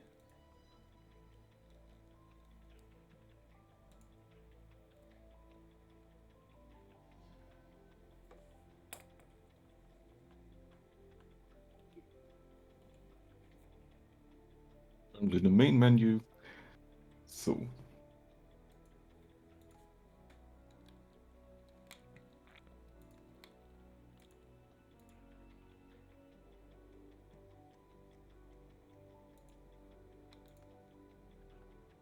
Wait, actually, well, honestly, I'm very positively surprised by the diversity of decks that we've seen today. yeah, for sure. We've seen everything from combo to control to aggro, so a lot of different playstyles, a lot of different heroes, a lot of different decks. So the game is about to start. Mulligans are happening. Without much further ado, let's look at the second round of the losers brackets. Oh, and it seems like we're looking at two decks which we actually haven't seen at all yet. Oh. This is Dart versus Hawkins. The Chupacabra and Friends list by Dead Zone versus, I think, was it a Grave Source deck? Yeah, it certainly looks like that.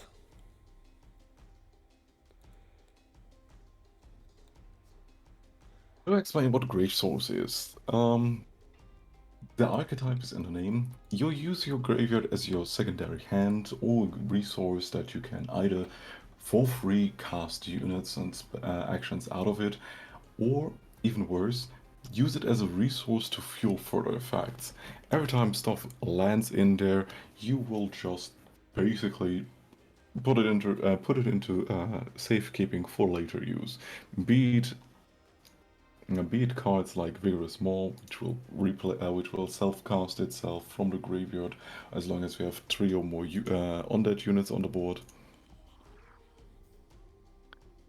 Deep One's Call, allowing you to mill 4 units from a specific player's deck, while also then returning a unit from your graveyard into the hand.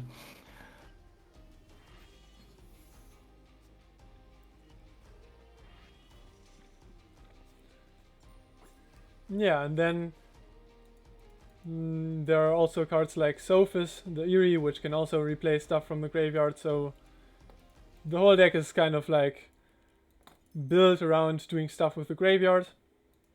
And yeah. While Dead Zone, on the other hand, as far as I can remember, is playing a deck based around gaining HP and about trees and plants, which we will probably see more later. But it also includes stuff like Von Basil and the Grand Ginkgo. So yeah, a lot of healing and plants and all that kind of stuff. Some important aspects about Von Basil or the deck in general that is being played by Dead Zone. He has a full playset of Roses in deck. Rose is a 7-cost 4/6 vampire robot from Watchdog, if I remember correctly. Yeah. That has Life Bond and Agile. And whenever you gain 2 or more HP, the opponent loses 2 HP. With an entomb that you can destroy 2 allied units to create a copy of it back in play. The entire playstyle of plans is centered around the fact that you will get life points in different increments of 2 to 3 HP, which will also trigger Von Basil because he has a threshold of 3 HP. So Chupacabra and friends in this case are all life bond or HP gained units. So that's why the plant package is so interesting with Rose in general. And here comes Von Basil. followed by a self-casting Rigorous Maul. Before combat, if you control at least 3 undead, put it from your graveyard into play with an entrance ability of dueling a unit. You can duel your own stuff. You must even duel your own stuff if your opponent doesn't play units. On the other hand, it's just repeating damage as long as you are able to have the upkeep of 3 undead units on the board. Yeah, Vigorous Maw is also one card that has gone through many iterations of updates and nerfs. But yeah, now it's in theory like a 1/1 that gets to duel an enemy unit each turn, and obviously it does synergize with stuff like Celebrator of Death, so that it can get more stats and duel with more attack.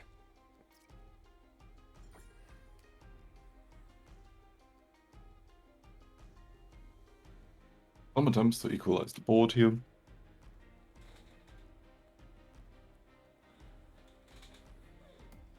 And the Phaser Blast. Phaser Blast, deal 1 damage to an unit, then either 2 damage to the same unit or 1 to another.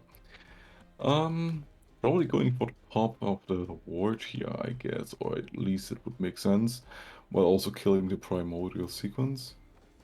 Yep. Meaning that the sequence can only deal 1 damage due to the 1 undead that is still on board.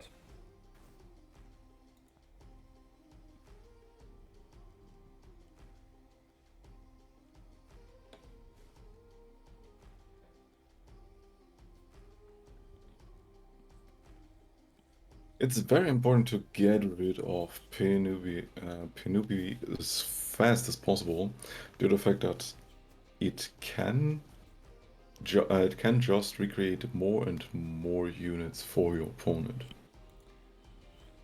Yeah, and especially, with stuff like 1 Basil, it would have been very scary, but now that Dead Zone played the recurring accident, the card is gone. But obviously, the Krazak is also not too bad of a card to have, so yeah.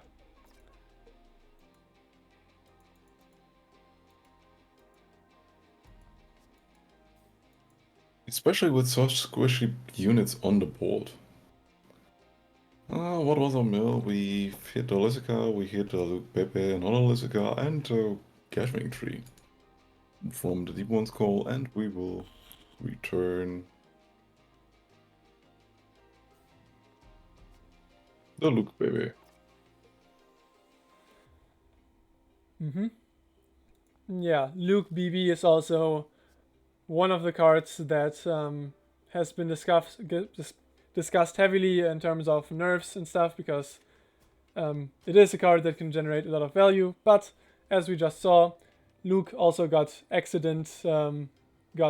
by the accident just now, so there are no more functioning Lukes on board.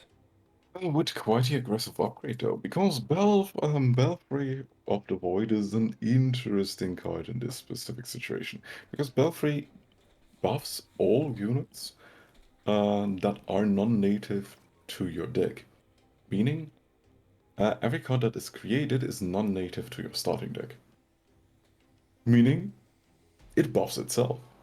Now it's a 5/5. Cacti, yeah, okay, high value target, creating 2 cacti will then just capitalize on the void, having 3/5 duelists that are also deadly.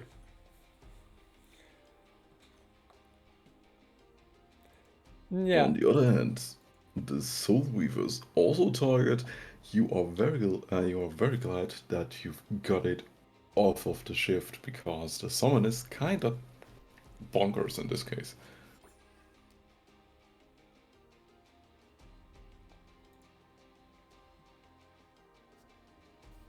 Oh, and as we can see, the first rose of the game has been dropped by Dead Zone.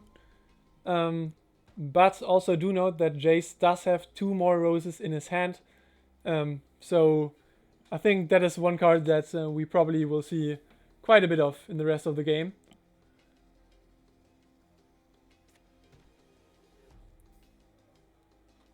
Very clever. Getting rid of the other units first before popping the rose. Um, I would I would have actually, to be honest, popped the rose first, then killed the copy of the rose.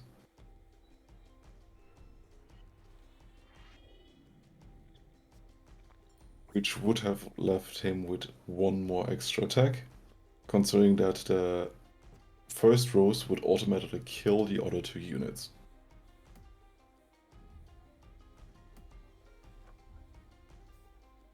In the face of blast, clearing up deadly duelists. But still, Dead Zone is staring down quite a terrifying board, and the second rose gets dropped, and another one from Dead Zone. Yeah, But and his doesn't look quite as scary, to be honest, in comparison.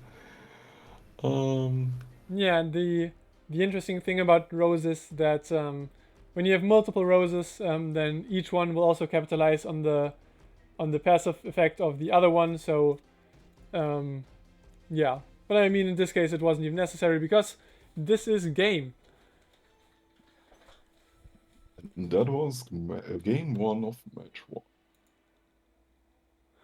Yeah, also a So, really interesting match that ultimately was won by Jayce.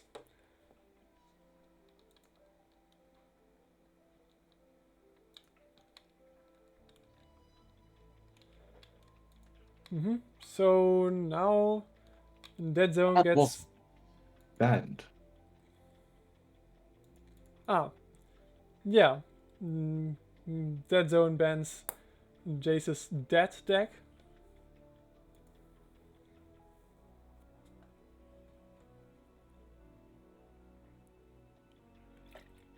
And here we go. They're already in the second game.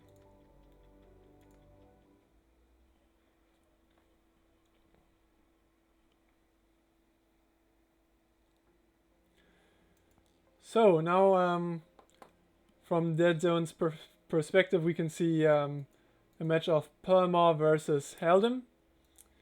The Perlmar deck is, of course, his Dragon's Perlmar with all the dragons and Dragon Synergy. While Jayce is, as far as I remember, playing some sort of target Heldem deck with target Synergy, like Wax Ruffling or Adventure Calls. This is a very awkward hand that Dead Zone had just kept. Because Rags are a very xenophobic archetype. Rag is mono strength. They don't care if you have a neutral card, they don't want you to have any kind of affinity card in hand. If you do so, you don't capitalize on their effects. Meaning that, in this case, Dead Zone cannot actually gain the benefits of playing both his Rag Shamans as long as he keeps a recurring accident, and Phaser Blast in hand. That's technically two dead cards.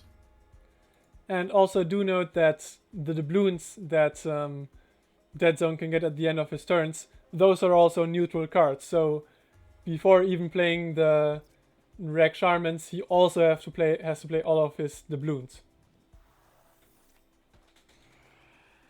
Spending 6 mana, also the doubloons, just to be able to unlock the other two units is that was kind of a harsh gamble.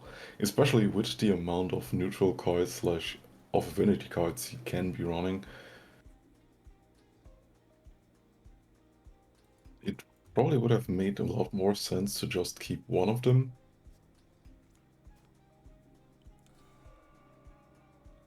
Ooh, and here it's also interesting that Dead Zone chose to duel with the Cassiel and not the Carbine Constructor.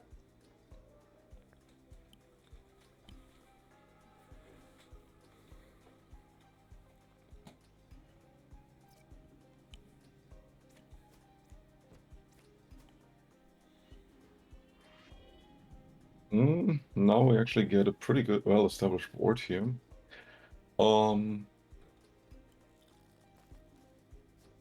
That's a good pick. First recurring nightmare first recurring accident to get rid of the Boater Mage, not killing a unit, therefore not activating the generator, but still heralding away, triggering the generator, losing one life, drawing card.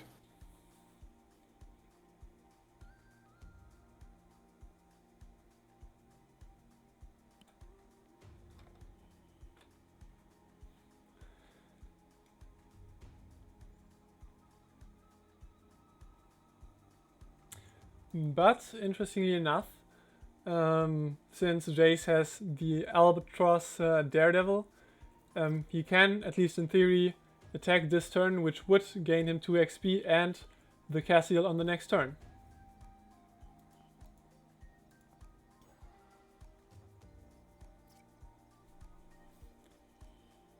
Or, well, he can also just gain EXP this way. And just prepping for the next. Yep, drawing to gain 2 XP, prepping for the next cycle for 2 more XP, and another one on turn start, meaning he's almost through half the bar.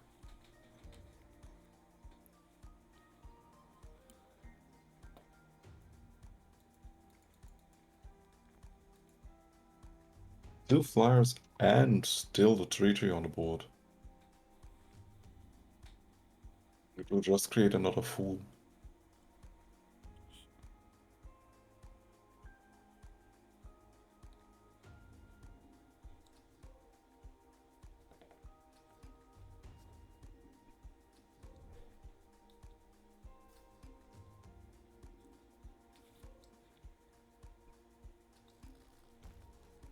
Going for the shift into the Chupacabra, killing Chupacabra, Yeah. returning the unit to hand and healing him for 2. What he got rid of the Cassiel at least. Yeah, This could be a face up last turn. Yeah, I mean, the interesting thing about Cassiel is that even though Cassiel gains more and more stats over the course of the game, the cost is always 2. So,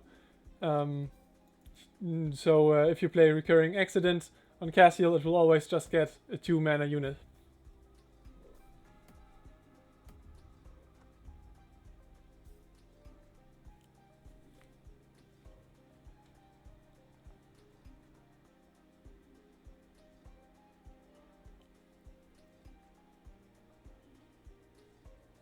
Also very good by Jayce to always capitalize on the Malagalar self-recurring effect by creating more copies of herself in hand and playing the rag catalyst of her to just draw 2 cards and gaining 2 XP.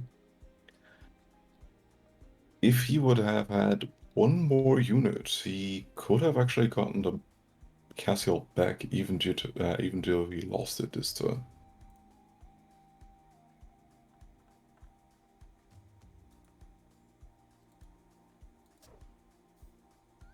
So we now actually have a way to unlock our hand, just playing the doubloon into the Rag Shaman to getting the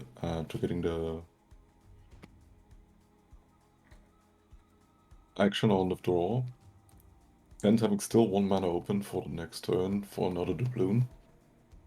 Playing a Tube. Yeah, the 3 mana Chupacabra. And now we have a Forge Overrun. We've just seen a few games, just seen last game, that Forge Overrun is indeed a good card. Especially in this situation. Because now for 6 mana, he has a delete button.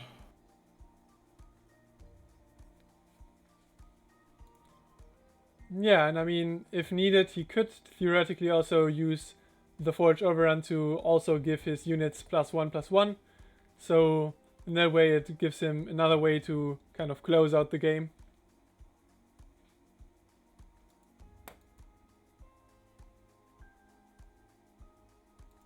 With the flying threats, he definitely is way further ahead in advantage.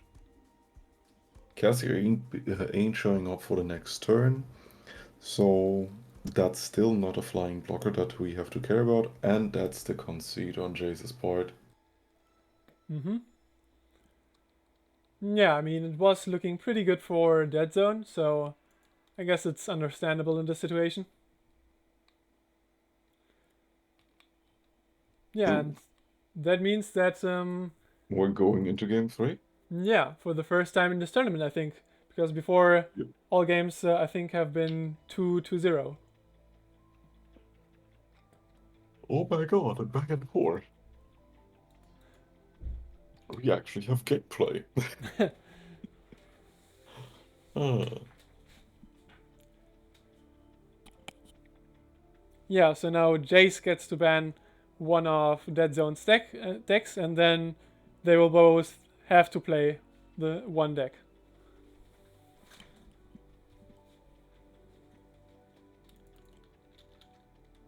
oh, Jayce's internet cut out.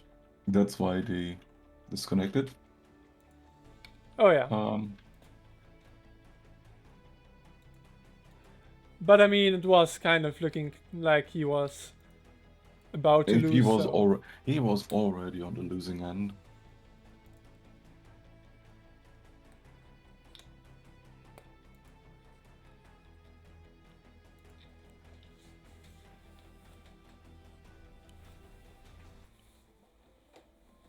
And for some reason, we still managed to hold 5 viewers.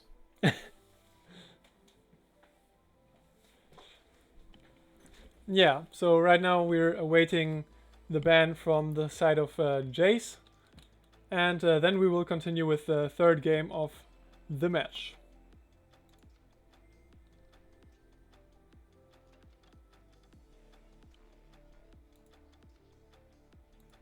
Still awaiting the results of what Jayce will ban.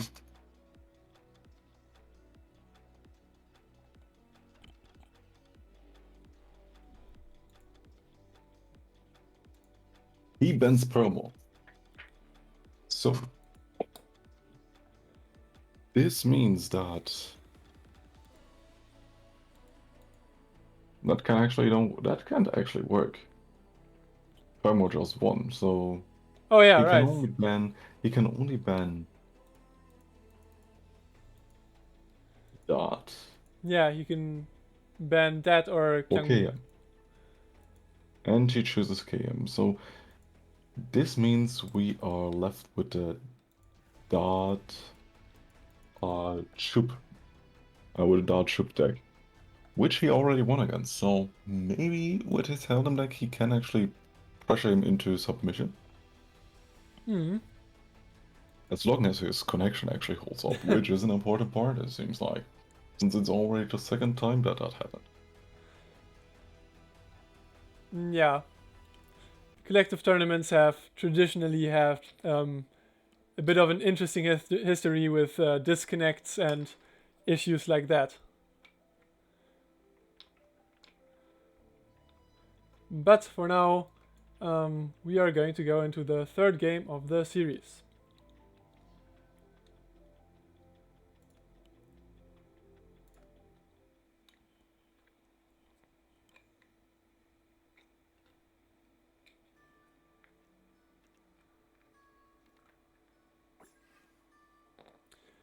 So it is target Helden versus, well, plant life gain dead.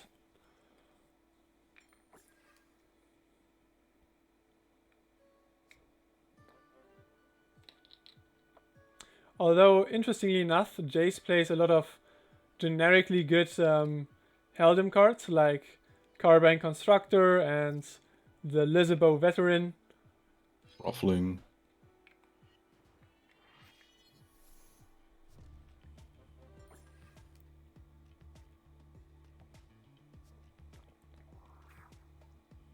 And dealing with the Carbine Constructor in the best way possible, stealing his silencing his damn effect. Yeah, probably a smart move considering that Carbine Constructor, if left ignored, can grow you some very big units in the long term.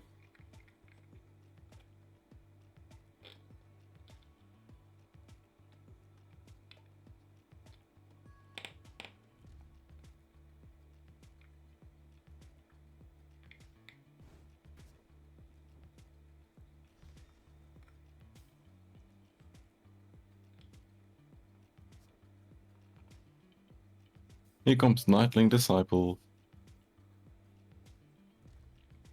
followed by Malagala.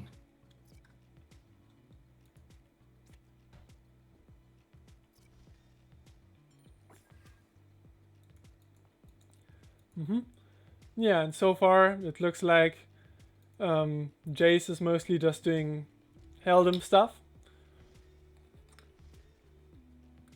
This was a very good combination. Chain of Command. Chain of Command is a very unique card, which says give a friendly unit +1/+1 and draw a card. Replay this on the last unique summon target. What does this mean? If you play Chain of Command on a unit that targeted a unit, you will buff the first instance of the unit and then draw a card. Then you replay Chain of Command on the target of said unit. Then, if that unit targeted a unit, you will replay Chain of Command again on that last target, and so on and so forth. That's why he was able to put 3 buffs out and draw 3 cards.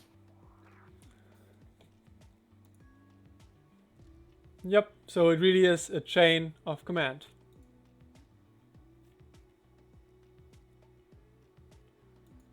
You could say that. Actually, to be honest, I never even knew that you can get more than 2 triggers of chain of command off, but yeah. Let's not notice that.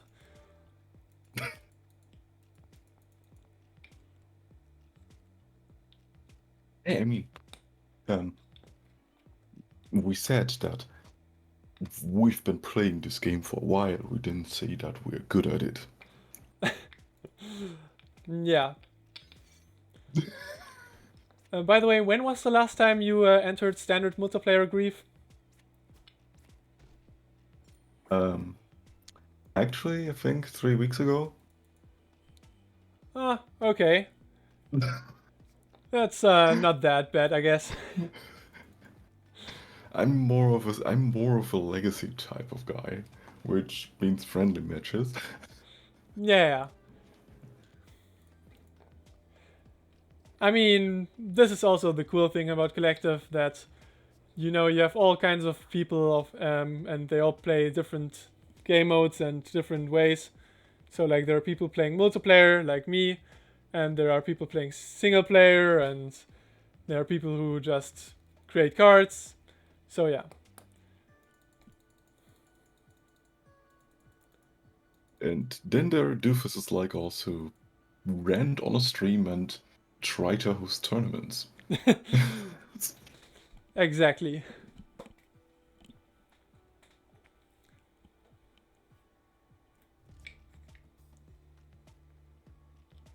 But back to the game, we have a bomb grenade against a full board, which I don't really know.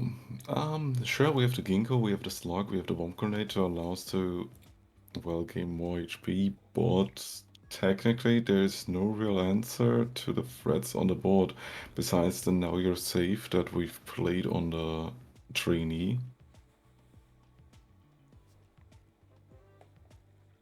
Another Malagala and just heralding for 2 more cards. Yeah, it is looking pretty grim for Dead Zone.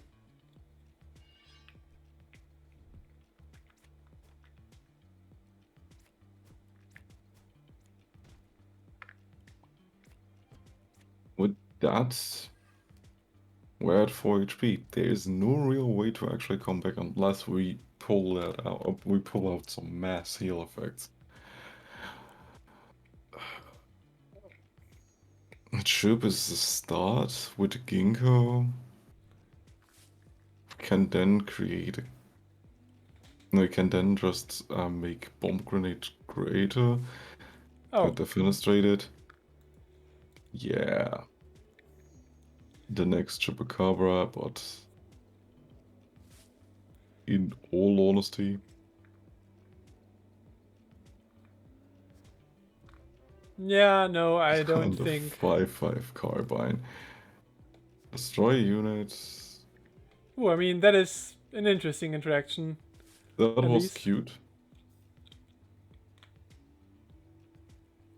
What's that? We're looking down. We're staring down 7, 14, 14, 19, 20 damage.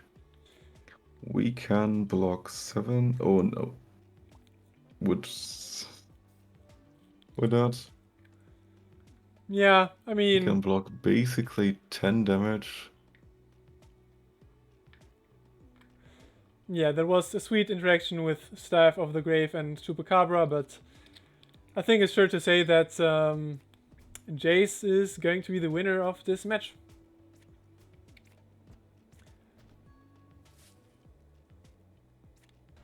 Yep, and there that zone goes to exactly 0 HP, and we have a victory. Oh, without. That zone is then sadly kicked out of the tournament. There's the door. Mm-hmm. So that means, right, that means that zone is out of the tournament, and the next game would be Vince slash Jayce versus Magneter. But I think it is probably to the best if we do another 5 to 10 minute break now. Would you just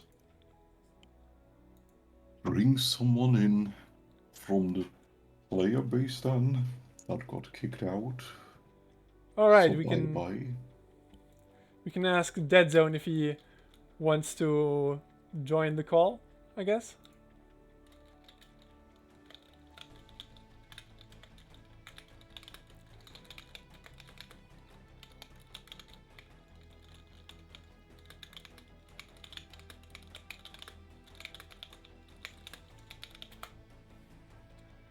But okay, so this time we will make sure to get this working. So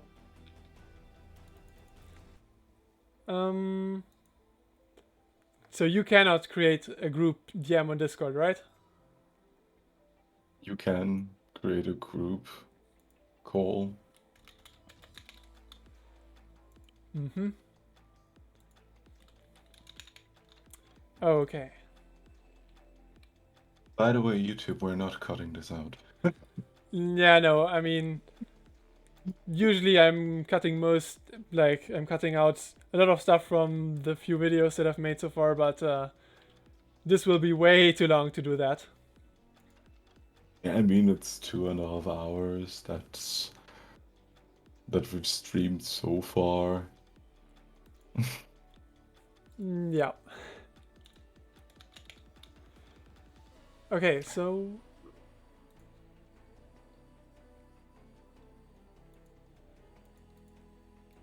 Hello. We're still waiting on Magneto. mm-hmm.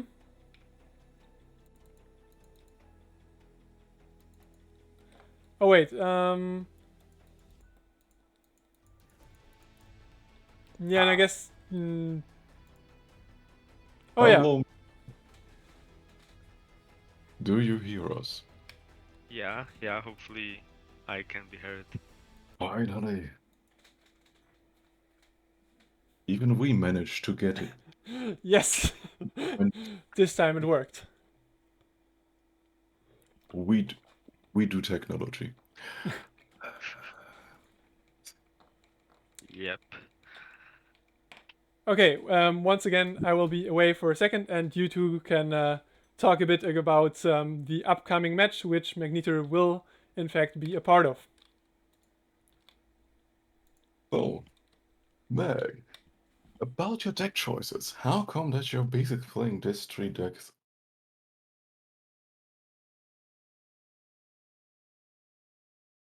Wait, hold on. Actually, could you repeat that? Because I'm not sure I. Again, Magnesia, how come that you're actually playing this assortment of 3 decks? What drove you actually with your deck choices, and what do you expect from the next matchup with Dead Zone, and what's your game plan? It's like, this was the reason I took those decks or made those decks. The Summon Bullock deck was overall a very solid deck when I was playing it in standard multiplayer.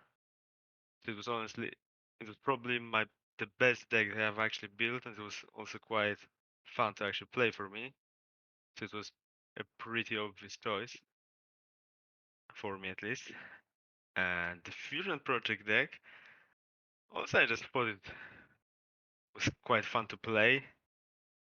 Uh, it's its power level, I think, can vary quite greatly because it does depend on RNG a bit, especially since I was a bit risky with the, for example, Volcanic Stomper, and that I Yeah, included, and the cards I've like that, because I've of course seen that. the point of them is, well, mana cheat basically, because oftentimes these units end up being quite expensive, so it's pretty cool to actually be able to play them for cheaper. We didn't Since they have, observe the match in from your perspective during that time, but yeah, it was kind of hilarious when you ended up with a 22 1818 Stomper fusion in hand, which will never be yeah, yeah. So like, um, but at the same time, it also meant that, for example, I once got the fusion of both of the Stompers, which, I mean, it isn't useless, but it's sort of one of the worst outcomes. Also, I probably might have overestimated how good uh, Chromus Prime would be. When I was yeah, when I was testing it in Colosseum, it seemed pretty decent, but at the same time, it was Colosseum, true. which, well, yeah, Which lets you get you away with yeah. basically most things. Especially since, for example, the first fight is often against a boss who gives you random cards, some of which of affinity. So yeah, and also cost reduced. Yep. But also, an choice which most decks didn't make is that I've included quite a few shuffle. Well, not quite a few, but I've included 2 cards which shuffle cards into your deck. That being Neon Triple Ace and the what's it called? Initiate. The chart Yes, initiate. and the yes, yes, that one, the chart initiate. Because the thing is that something which was often mentioned is that Fusion Project often can't really drag out games because of the uh, greatly reduced deck size. It just often would die to deck out. So this is supposed to at least slightly delay it. At the same time, the charts were actually pretty useful, as considering the fact that I did actually have less cards in my deck. I drew the Charles more often, and I actually dealt quite a bit of damage with them.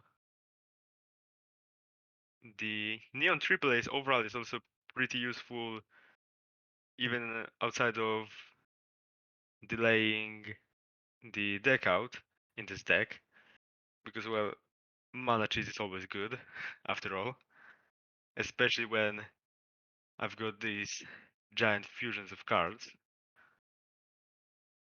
Also, something which I've tried to do with the deck, I've tried to I've tried to do it with most of my Fusion Project decks, I guess, is that I included some mini versions of semi archetypes. Like, I've got, right, most of, I guess, packages, I guess.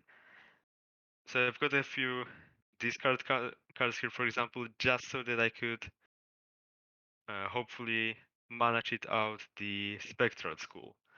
Mm. I've got a few feed cards here. Once again, just so that I could hopefully cheat out baby sweets. Because both of those basically let me play possibly some otherwise very expensive cards for 1 mana. I think with baby sweets, one time I think I only got it on like a free cost unit or whatever. Which that's still pretty useful. That's still 2 less cost. That's Uh, I've also included a couple of self-damage cards for Threat Forge Fighter. The reason I sort of did it is because of the fact that I have, well, a 2 times smaller deck than usually. It is technically to an extent sort of more consistent how often I would actually get Threat. And also, uh, since since the card is going to be fused with another, it's not a 1/1 when it goes on board anymore, so it's less likely to die instantly. So I can actually support it more reasonably. makes sense. Also, though it never really came in useful too much, I guess, but all of the cards which actually did self damage didn't overall usually would have been pretty good as well. Something like Vampire's card, for example, which draws a vampire and deals 2 damage to you on Entomb. Well, it pretty much just draws a card, really. Not exactly, of course, but since I have a bunch of random tribals on those cards, uh, this Cool, which gains life bond and deals 3 damage to you once again, it already would be useful just because of the fact that it's a cheap unit with life bond. So I don't think the fact that I included this was that big of a mistake. The only thing which really didn't come in useful was Asp Amalgam. Okay, yeah, makes sense. So I guess I never actually even got to play it or at least activate it. And even then probably it wasn't the best choice because I don't really want to be drawing that much. Also, I don't think I've seen, for example, something like Fernate Drake included in other decks, and that card is, well, quite useful, considering that even without any buffs, which was what the card was originally intended to be, since it was chance to just double its stats on entrance, I can turn my already gigantic 10/10 for however little mana into a 20/20. Headless Headhunters was also a very useful card. It might have been included in the, for example, last tournament fusion project deck, but I'm not actually sure. This is very because of the fact that I have pretty much random tribals on those cards, and I also put more at once because I get each card has like 4, however many tribals. Mm. When once I played Headless Headhunters, it was like a 20/20. Like it got just from the Headhunters buff, it got more than +10/+10. That's actually hilarious. Yeah, although at the same time it was then reduced to 0 ETK by the Theowen. What was it called? By the Trapper. Dunewalker. Yeah, Trapper.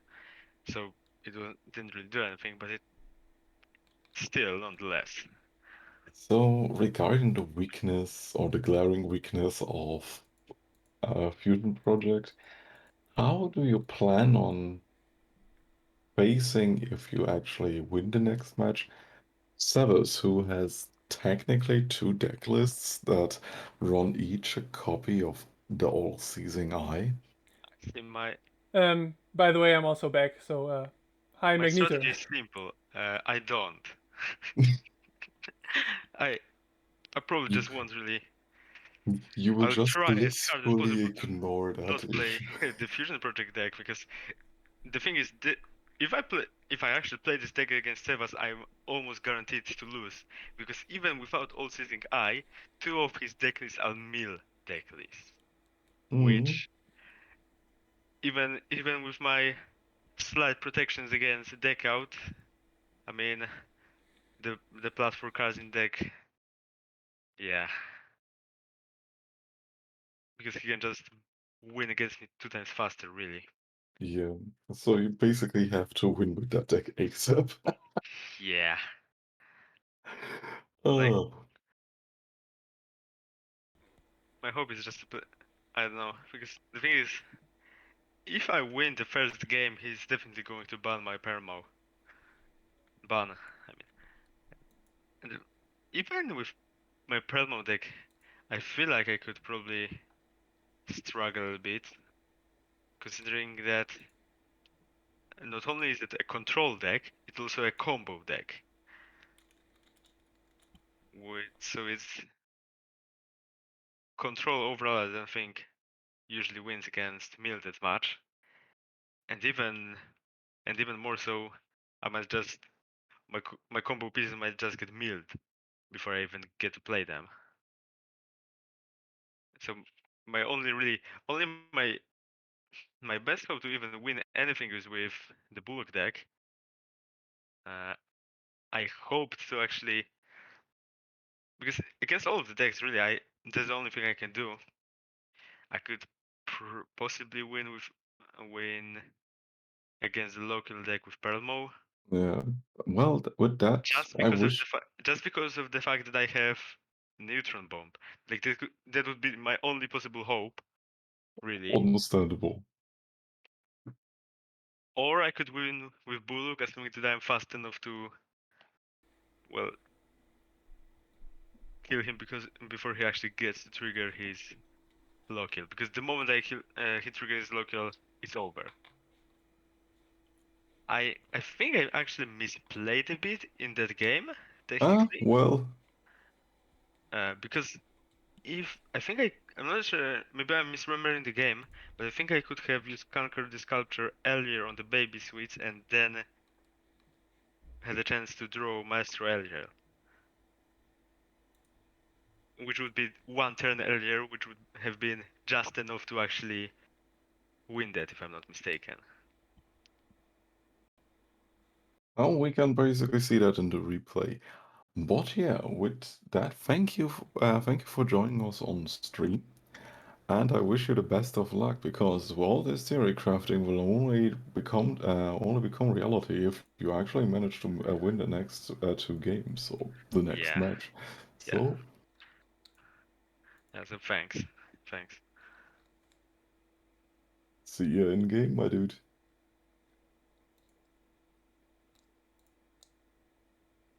Ah, yes. Okay, thanks, Grief, for taking over the moderation for a bit. I hope you had a nice interview with Magneter. Yeah, I think that was well insightful. I hope so for the 5 to 7 people that are listening. Mm-hmm. Yeah, I'm sure Jayce is already noting down everything that he's going to do against Magneter. Yeah. Okay, good. Quickly putting in 2 more copies of It's All Seizing Eye. As long as I'm not being watched, I can pull this off. Mm. Uh, well then. Do we want to start the next round? Well, if you're ready, then sure. I am. Let's head back to the players and then call it.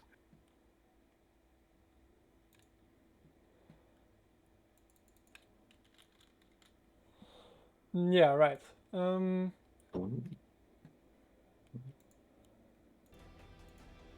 okay, so now we can tell the players that they can start the next match.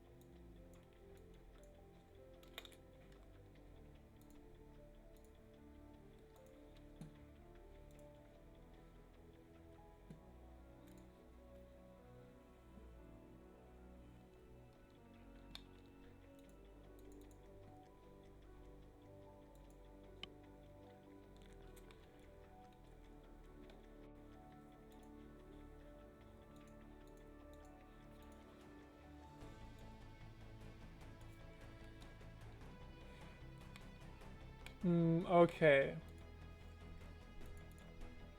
The two players are getting themselves ready.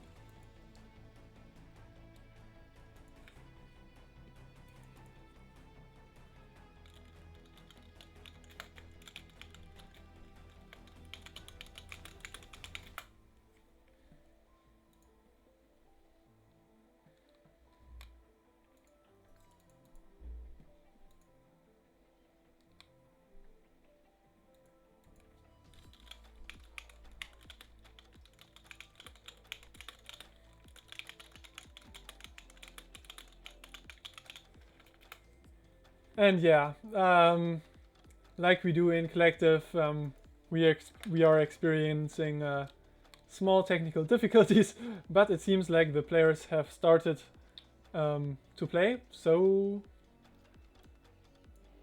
it's time to watch another game. Here we go. Let's go. We are currently in the mulligan phase. And it seems like the game is a Spirit exclusive game, so it's Bullock versus Hawkins. Resource Hawkins against us. Hammond. Bullock, let's see. What will you keep? Mastercard makes a lot of sense. Mm-hmm. And interestingly enough, Magneto choose to not play anything turn 1. Basically cannot really play anything turn 1 that is meaningful, because Malicious Mage is only a unit that you want to play reactively anyways. Sure, it would reduce the cost of Master Grammar, but you're throwing away a notable combat debuff. Yeah, that is true. And Jayce played the Morsel Seeker, which is an interesting mind games card, I guess.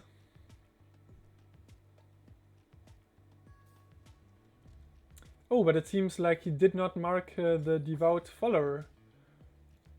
Which is interesting because I think it was kind of expectable that that was the card that was being played next.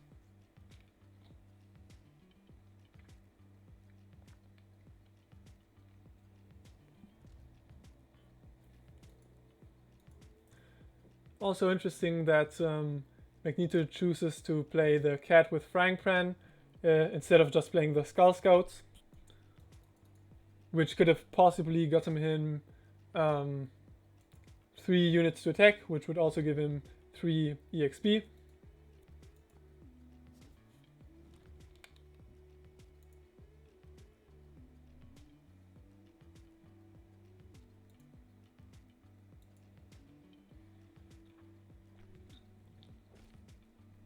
Oh, yeah, I mean, Jayce did know what cards were in Magneto's hand due to the Morsel Seeker, so he could target the Skull Scouts with the Lizica.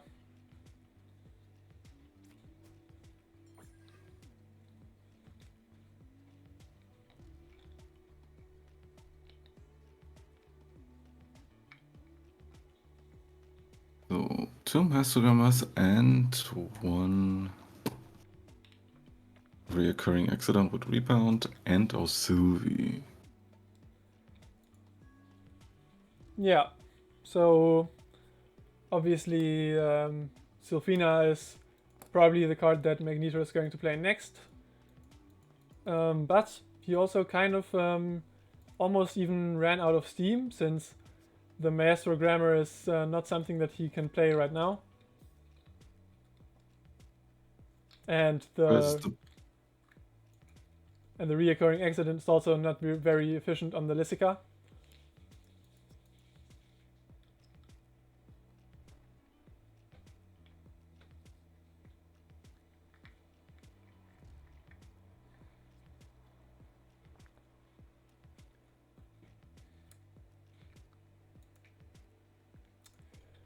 Right, so as we remember, Jayce is playing his kind of undead graveyards type of Hawkins. So he played the Vigorous Maw, and now he has that in his graveyard. But to get the effect off, he also needs at least 3 undeads in play, which as of now he does not have. So the Vigorous Maw is kind of useless.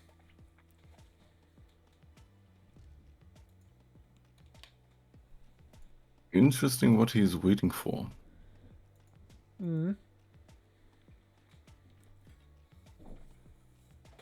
Sure to capitalize on Sylphina, but technically, yeah. Passing just leads to more initiative for Jayce. In this case, he could have either played, and as we've seen, the Phaser Blast, or just passed back, leading to combat, which, sure, that's 4 damage on the board, but you don't really care. You just bought yourself a turn, and you don't have anything in the graveyard as of yet. So, not much is actually lost or gained. Oh, but now the Sylphina actually looks pretty is interesting. good, yeah. Since now both of Jayce's units do have 1 HP.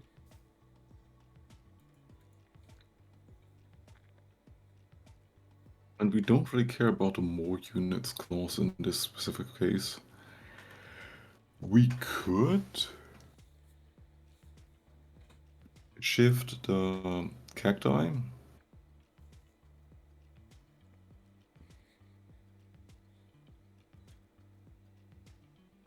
Because it's still a deadly duelist that we don't want to deal with.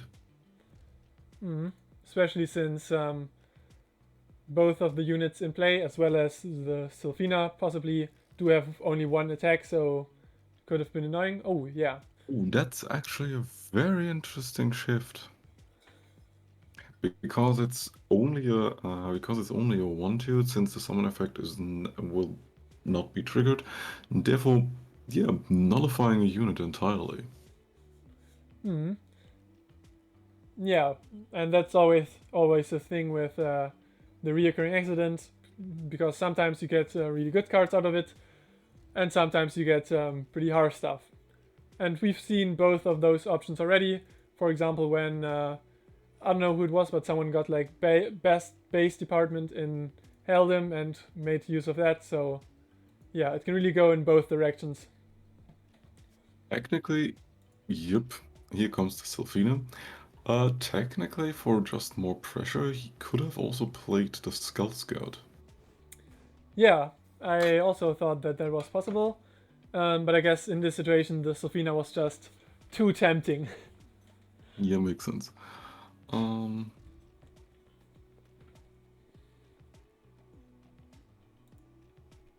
Here comes the shift on the Arms Giver. Okay, that is interesting. And questionable. Technically, Sylphina would have been the better target. Sure, she is a 4-cost, so the range of good units is kinda large. On the other hand, though, we're talking about a Sylphina in a summon self-trigger deck. Or summon re-trigger deck. Alright.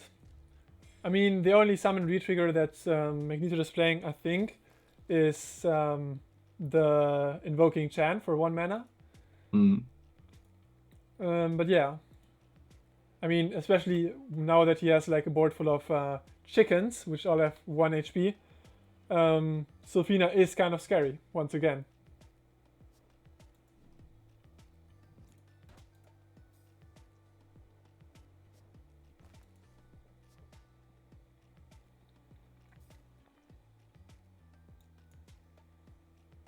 Shifting into Tracular, creating another token, and then hitting with a skull.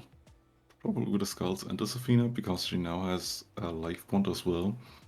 Tracular is technically a non-issue, since it's still 3 damage to face.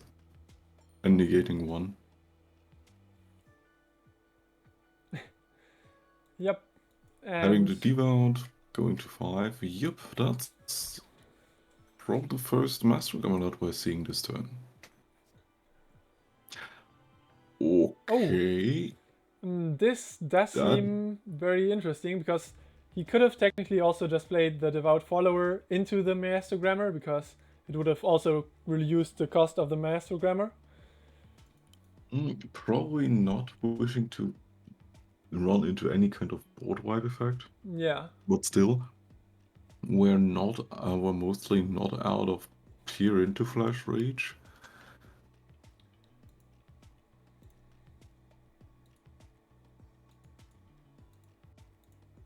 It's a rather questionable move. Yeah, and I don't like Jayce does not play the Peer into Flash as far as I'm concerned. So Okay. yeah, it probably would have been better to play the Devout Follower first, but yeah, shouldn't be too relevant perhaps. Dracula followed by Rose.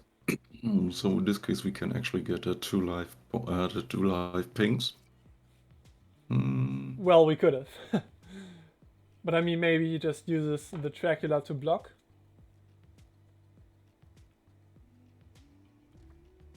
Reading the full swing and therefore safely attacking with a Rose is actually quite clever.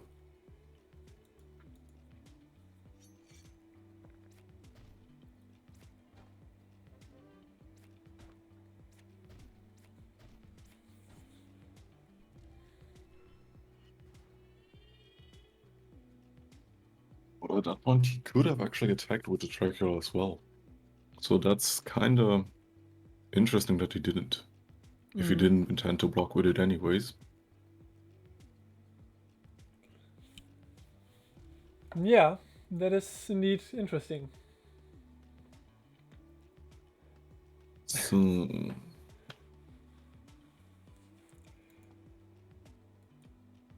Affectionate into Devout into Master. Yeah. You can't play both Maestro Grammars this turn, as far as I'm concerned. So you can probably just play the Farmer, the Follower, and one of the Maestro Grammars.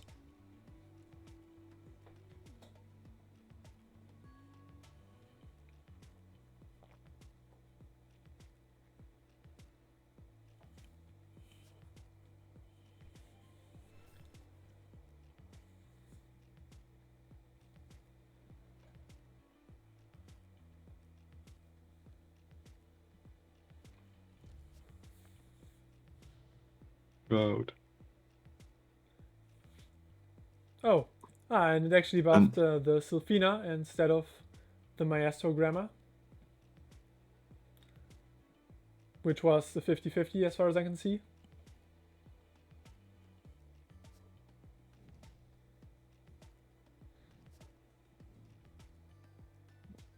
Here we have the Vigorous Maul.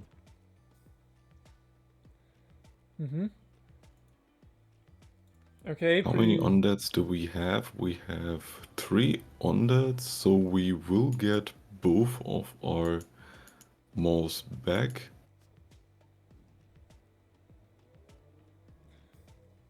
And marking the Mastergamma, which is cute. Oh, that must feel kind of saddening. Okay, that's actually an interesting tag.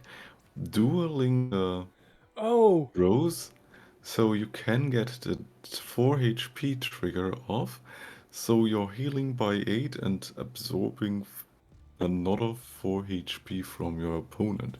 That was very clever.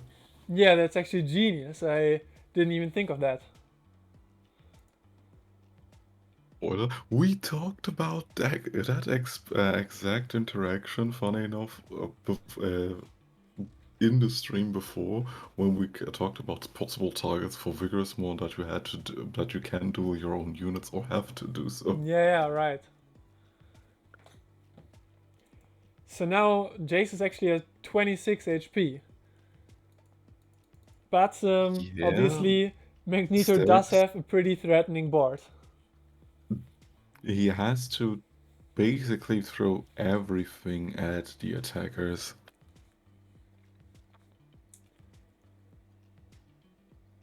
Yeah. Which means he will nuke his own board, thanks to Rose's effect.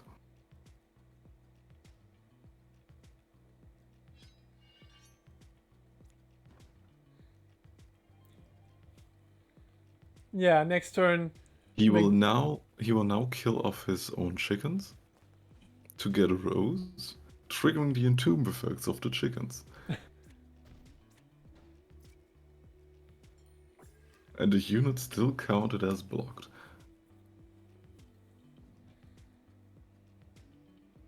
Here comes the Mastergamma, which will be dueled, taking away one more blocker.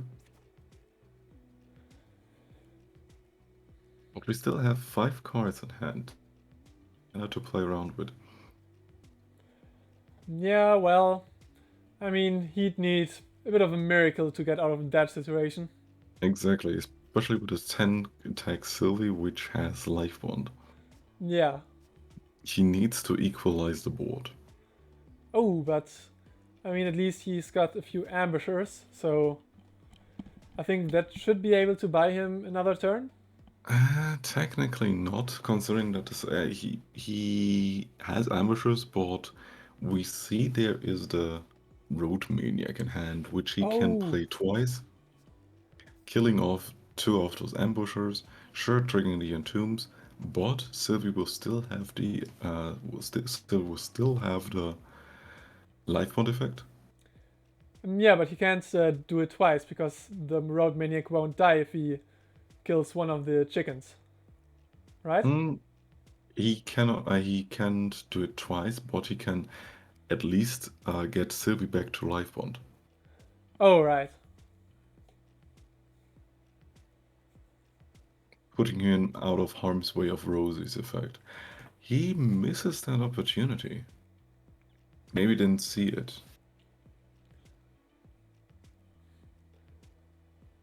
Yeah. He probably just didn't see it, or he was too afraid of to kill his own Maestro Grammar or something. Technically, getting rid of one Maestogramma would have also gotten rid of one more blocker to push at least 6 more damage through. Mm-hmm.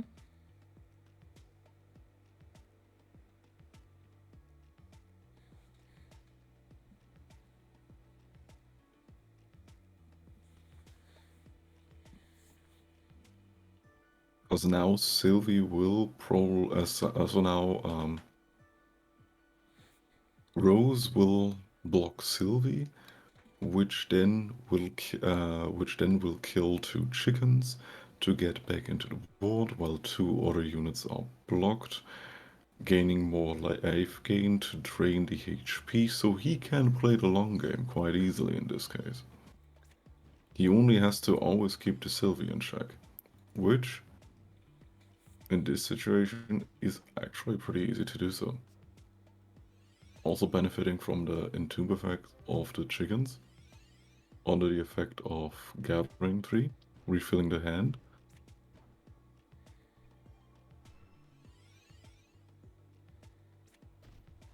Oh.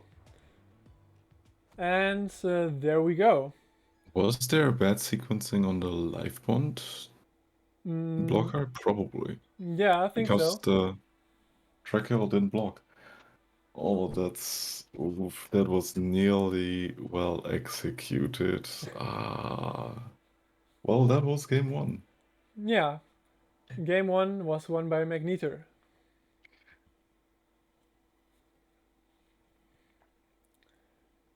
But yeah, obviously, once you play multiple Maestro Grammars, it does get pretty hard for your opponent to deal with that unless they have something like, say, Wilting Memories or Peer into Flesh, which Jayce's deck did not play, so he was pretty chanceless here.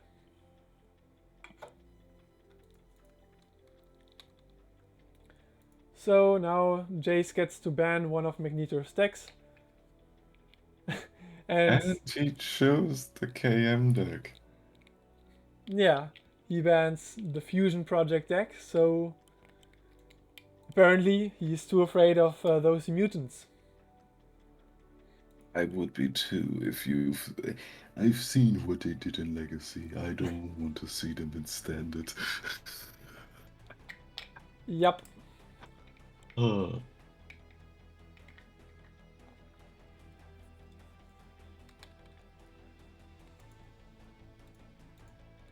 So now Magneter is forced. He's forced to play his Pelmo deck, yeah. which is the Legion Diamante deck, which I think we haven't seen today yet. So No, no. that He should be talked pretty about it. interesting. He talked about it on the stream, being a combo deck. Let's see how well it performs. Yeah.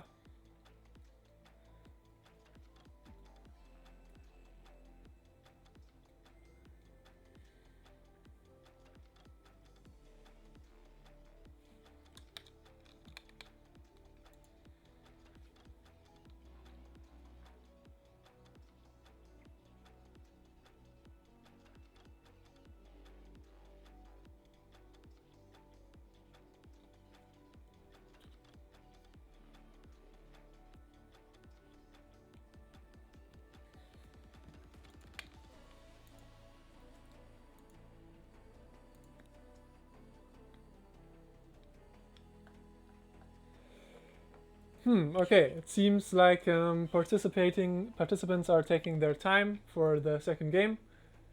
No. Okay. Here we go. This time I'll spectate Jayce.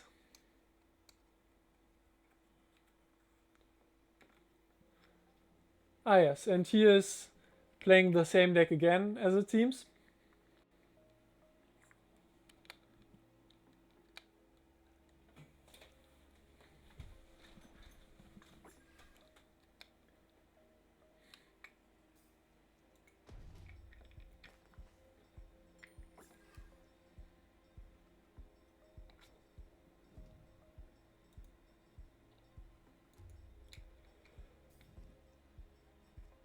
Mm-hmm.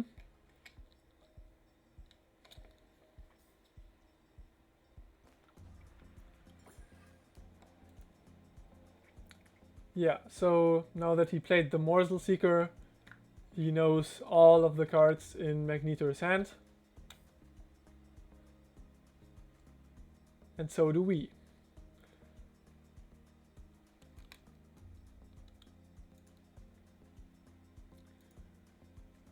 So interestingly enough, Magneter plays... Oh, wow. A pretty good interactive hand. We have the Neutron Bomb, which is his anti-graveyard out that he mentioned on stream. And the Botomancer, also the Psychic Split to lock Jayce out of playing units. Jailer is, in particular, a very interesting card. Yeah, it is. But I mean, it is also, I guess, a solid removal card and also solid for life bond. But yeah.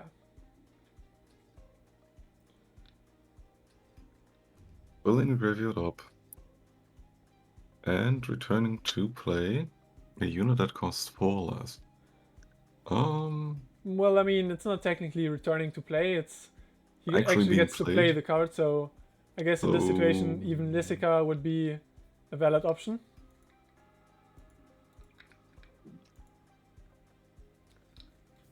Thing is, what is the best target though? Is it Neutron Bomb? Probably. Well, Jayce does not know of Neutron Bomb, so he didn't discard it. Since that card entered Magneter's hand after he looked at the hand with the Morsel Seeker. Oh yeah, that's true.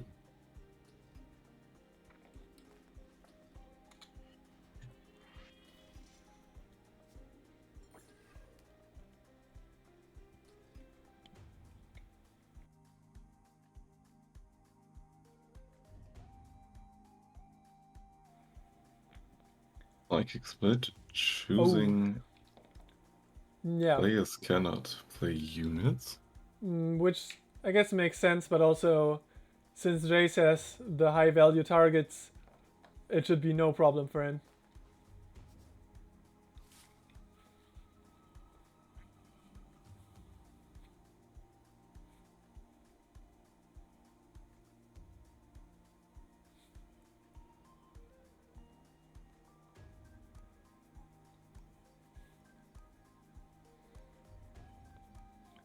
So now I guess Magnetor can do some funny stuff with the Botomancer.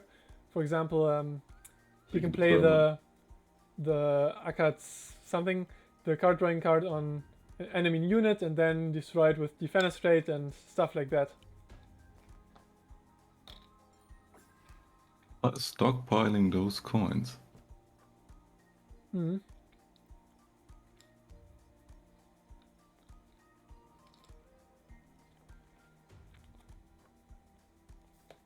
Straight.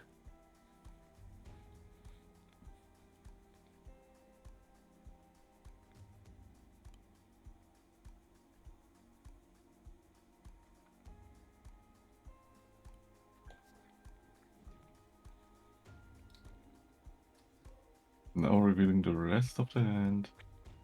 Yeah, and now he does know about the neutron bomb.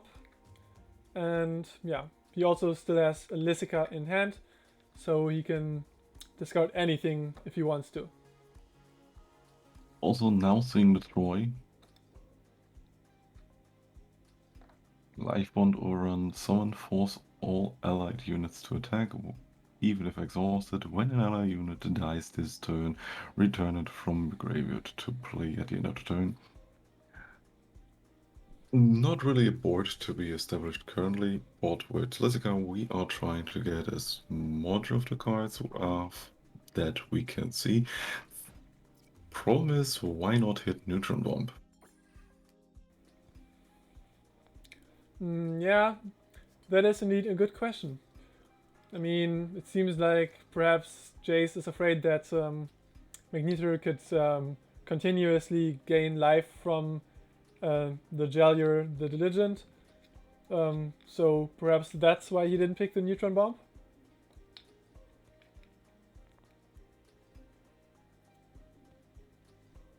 After drawing two cards that haven't been in hand, probably finding some of his combo pieces, cause most of his deck relies on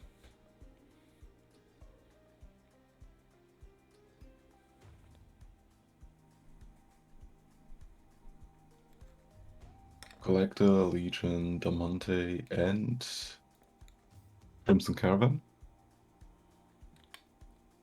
And dropping them at on a Terrare.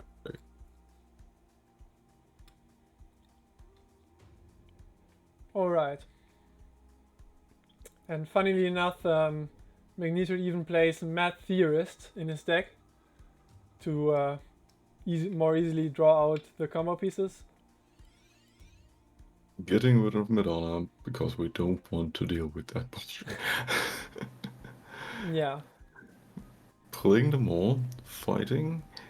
Before combat, we will get another more trigger.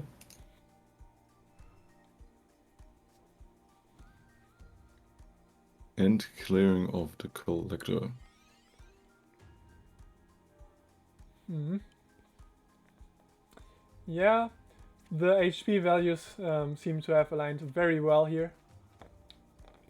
Putting Magnetor down to 4 HP.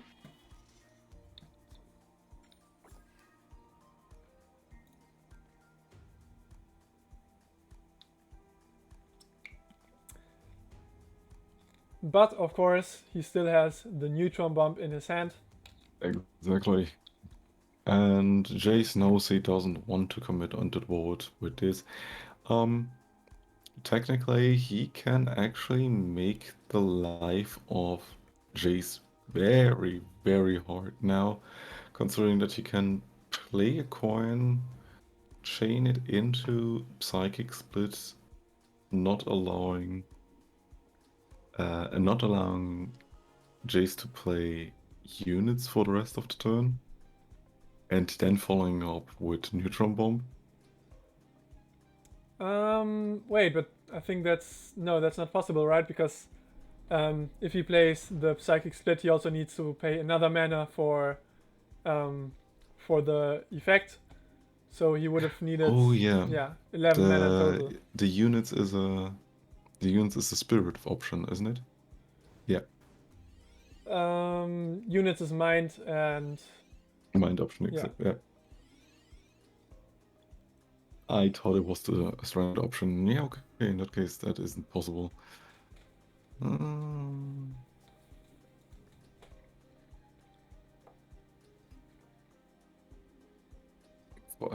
Playing the Morph sequel, seeing that, yeah. Oh. Okay. The servers will go offline for short maintenance. Great. Maybe we shouldn't have done those breaks in between. Well, I mean, this means that we can do even more breaks. Yeah. But I mean, I think at least this game will resolve before that, probably, and after that we'll have to see.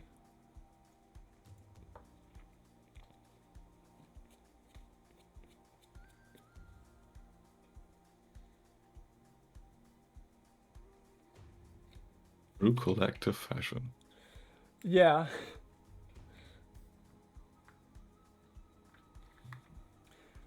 I mean, what would be a collective tournament without a bit of trouble and a bit of errors and a bit of the game doing strange stuff?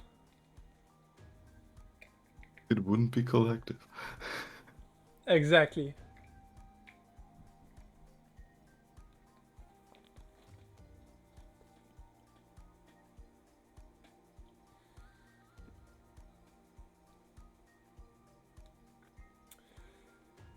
So now it's not looking too good for Magneter.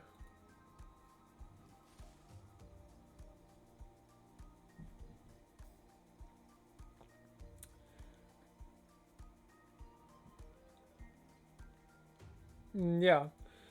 He can probably still play the Dragonfire on the Morsel Seeker so that he won't die this turn. But that will put him on 2 HP, and I'm not sure if he can survive on that in the long term. Electrify, but we know that the Diplomat can grab a unit from the graveyard to duel.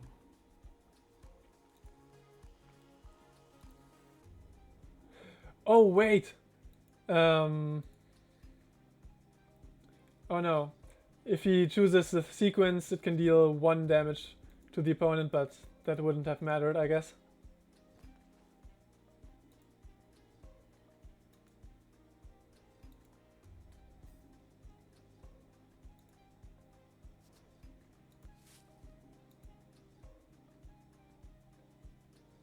Value target.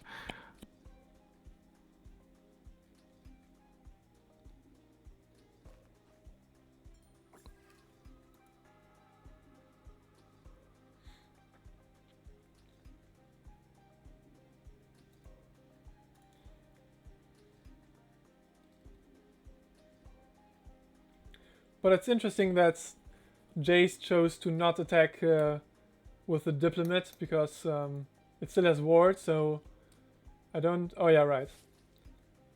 Magneter still has that, so he can fully remove the board this turn.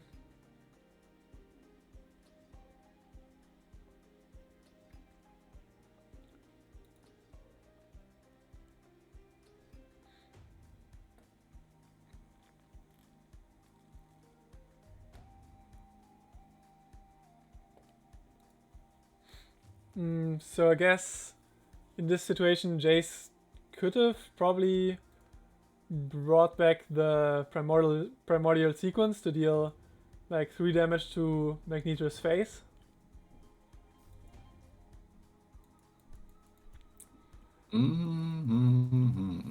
It's more interesting to see what's the plan of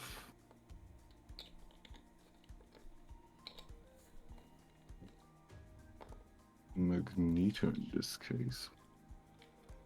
Because yeah, now that he played Phantom Spill, Luke Baby can be established. Oh, right, and Luke can also generate his stuff, and then he can even attack after that.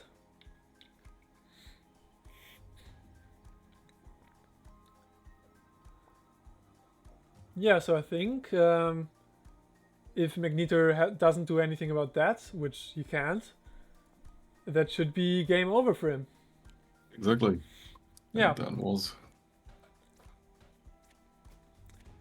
Yeah, I mean, he probably didn't expect the Luke, and he expected to be able to survive. So yeah.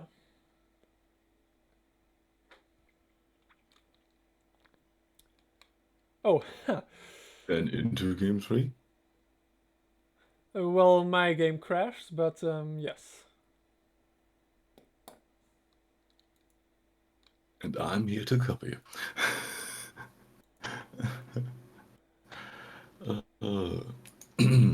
Yeah, but I guess we can probably get the third match in before the maintenance cutoff, right?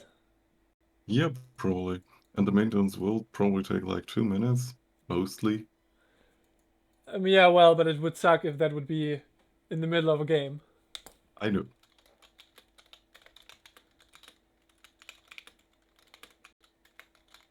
But you will probably get an announcement on how long the maintenance will take the moment you start up the game, so we know exactly how much time we have left. Indeed.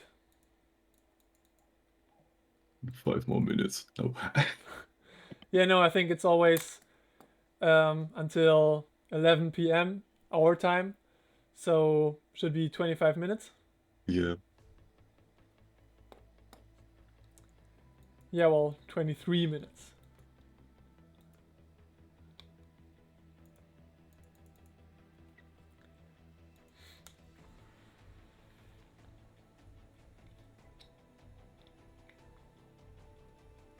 So Heldem got banned. With that, we want to start round. I want to start game 3 of the final losers match.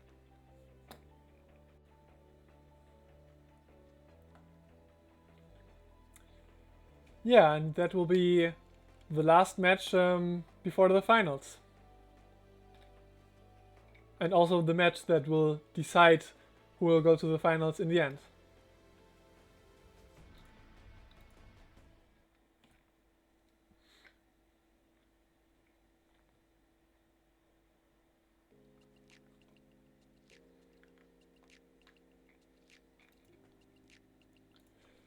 Ooh, so interestingly enough, Magneto did start with two of his combo pieces in hand, but he chose to shuffle them away.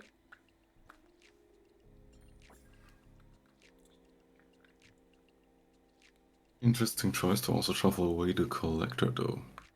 Because the collector is pretty good at just grabbing the rest of your combo pieces. Yeah, that is true. But now he already has the Legion and he has the Mad Theorist, which he can use to grab his combo pieces. So I guess on the combo side of the match, he is pretty fine.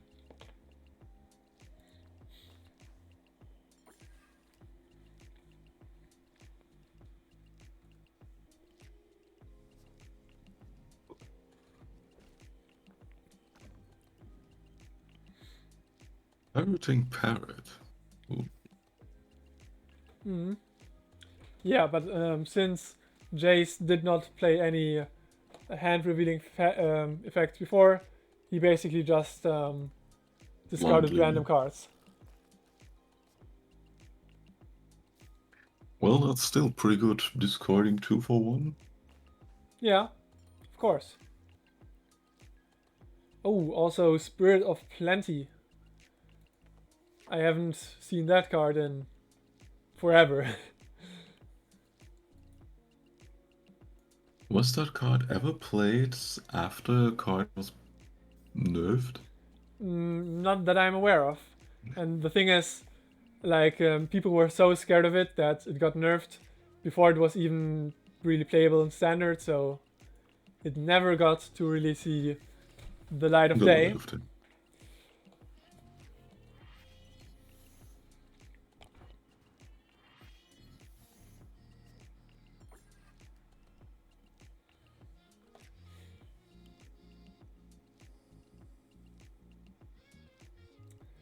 Yeah, and as we can see, Magneter is hardcore stockpiling his doubloons, probably so that he can play the combo as early as possible. And now I've got a network problem. Oh.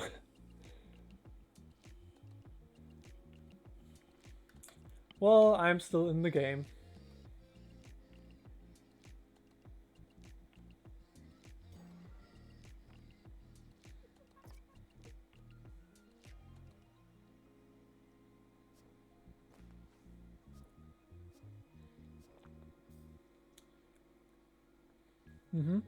So Jayce seems to be establishing a bit of a board, although obviously the chickens aren't quite too much of a threat for Magneter.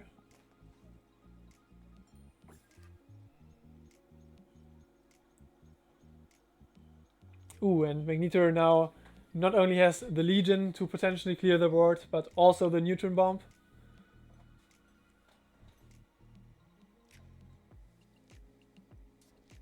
Yeah, and there goes the Legion. This will clear the entire board. And now we have Yeah, we have a Legion with a statue that will also trigger end of turn passive ability.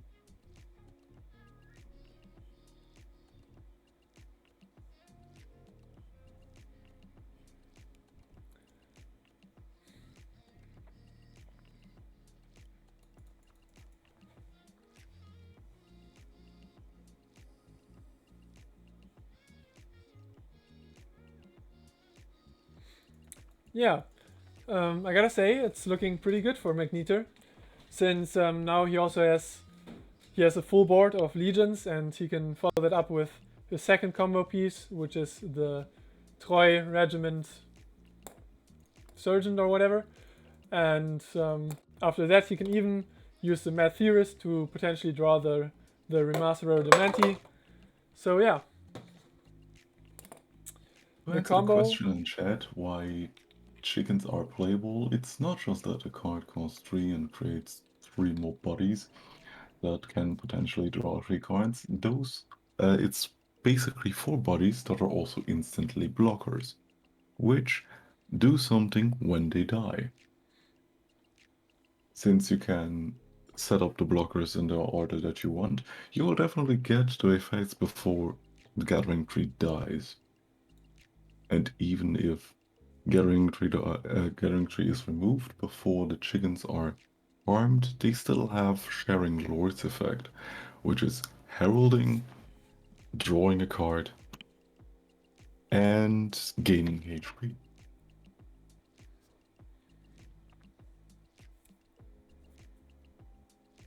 Which, by the way, stacks with other heralding trees. Yeah, and the chickens are also supreme targets for dying. So now. Any kind of self-sec effect will benefit you. Yeah, exactly. And in combination with Rose, you can actually use them, as we've seen in games before, use them as blockers, sack your offer up your own Rose, and then sack the chickens that were used as blockers to revive a copy of your Rose, while also blocking off 2 more units because they're still counted as being blocked.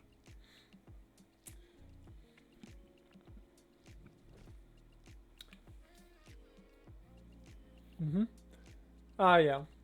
And as we just saw, the parroting parrot just, well, re-triggered the effect of the Sophis.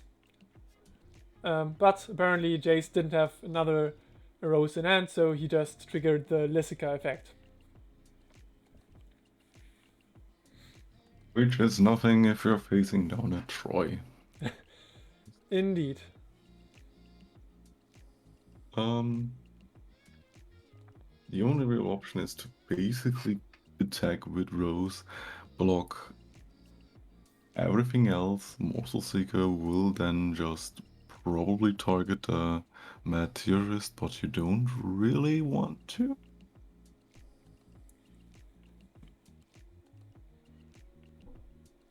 Wait, actually, you could have also just not targeted anything, right? That's or like true. you could have targeted an action. Yeah, we know that the maintenance will be in 14 minutes.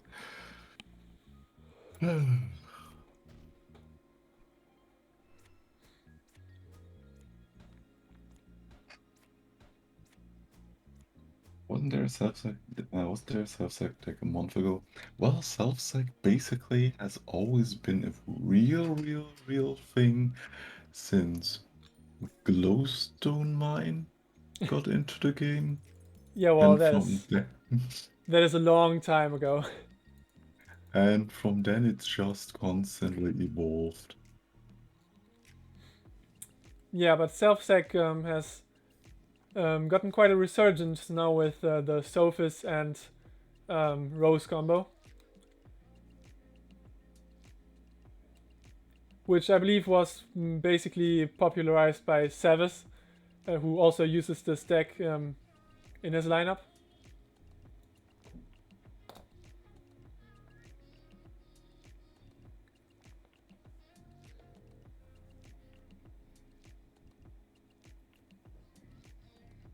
Oh, but Magnetor did not draw the Remasterer Demanti with his Mad Theorist, which right now would be pretty useless anyways, but that is still what his main combo is kind of about.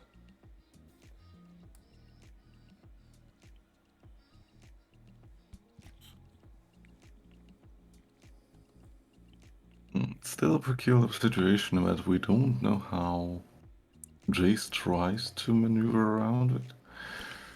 He at least hit the Flampus build.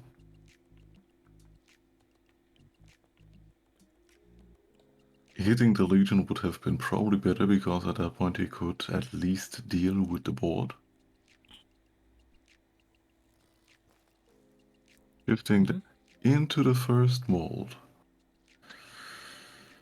Yeah. Yeah. I mean, it does mean that Magnetor has one less attacker this turn, but it's not really an improvement though. We can technically still attack with Rose with a swing. Sure, she will be blocked, and she can potentially die in the following turn, but it's still Rose, and she will come back with a vengeance. yeah, also when Rose dies, it will summon the Hydrexy Battlesuit for Jayce, so that isn't too bad either. Hmm.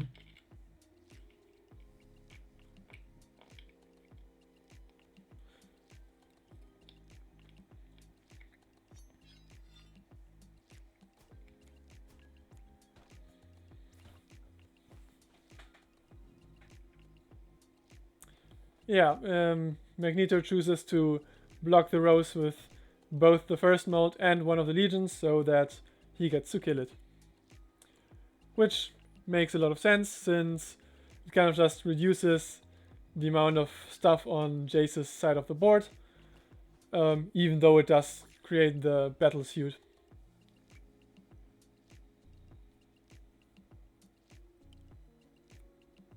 Drawing into another monument, not really worthwhile in that position. We can just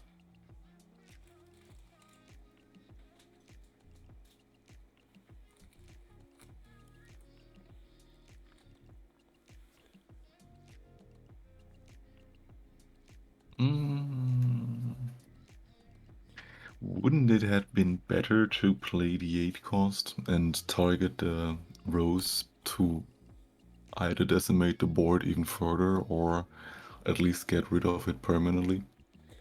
Yeah, kind of, but do note that for the 8 cost to do anything, or like for the 8 cost to be ready this turn, you still need to have a unit die, which so far hasn't happened this turn, so Not true.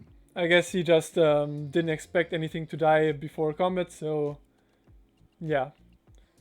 So I guess he's now But the, hoping for Medona to be able to draw him cards via its active ability. but we still got the double Lizikov, which is, I have to admit, one of the more interesting combinations with Parroting Parrot I've seen so far. Yeah, for sure.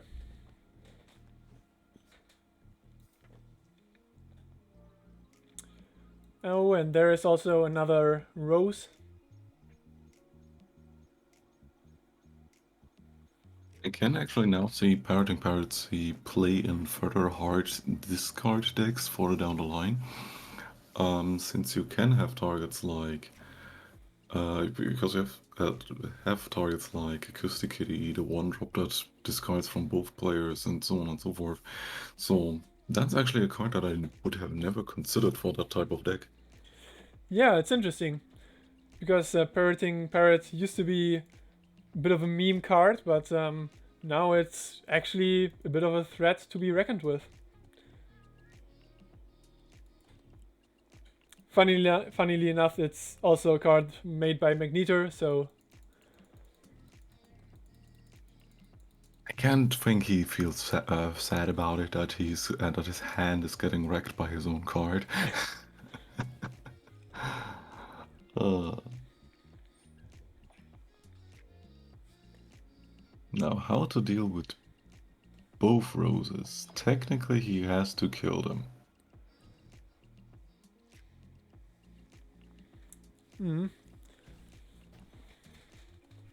yeah, it's a pretty interesting board state, since obviously Jayce does have both roses and a bit of other stuff. And Magneto has pretty much run out of steam, so I guess his only hope is that he can draw the Remasterer Demanti or some other useful stuff off of the Medona, which he probably can only use once, since Jayce still has the reoccurring accident in hand.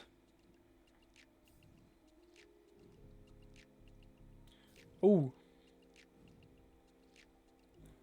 But he chooses to do that. Which makes a lot of sense because now he can actually get rid of the rose. Yeah, it does. Now he can drop the 8-cost Jailer and get rid of the last rose card. Even if Jayce puts down another unit, he will be hard pressed to. Yep.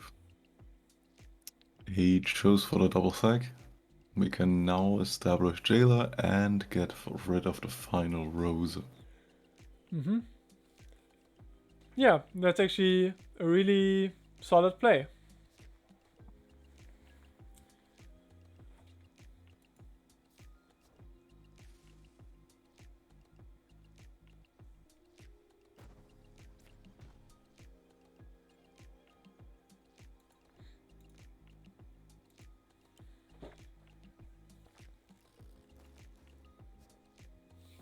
Oh, now that is a very bad shift. Rectic Rock Crusher, one of our newest legendary cards in the game, can't block. Is a 4-cost 3/5 with the very annoying effect of when this card deals damage, channel an element and that you haven't already channeled. If all elements were channeled, gain +1/+1 instead. Each of the elements that is channeled has established a different effect. Flame is when this leaves. The nature element. This unit gains regenerate, and unit in your hand cost 1 less, but no less than 1. Magma, this gains duels, and when you play a card, create a flame. Flames are 1/1 tokens. And Twister, gain flying and actions in your hand cost 1 less, but no less than 1. This card is a powerhouse and has to be dealt with immediately. Or else Magneto will win off the back of this card alone. And that's not even counting the Jailer in the air and the potential Legion and the Monte that's still lurking in his deck. Mm-hmm.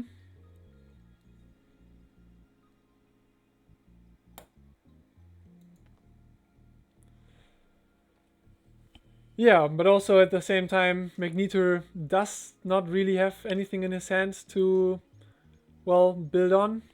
And also, we only have 4 minutes left. Dang.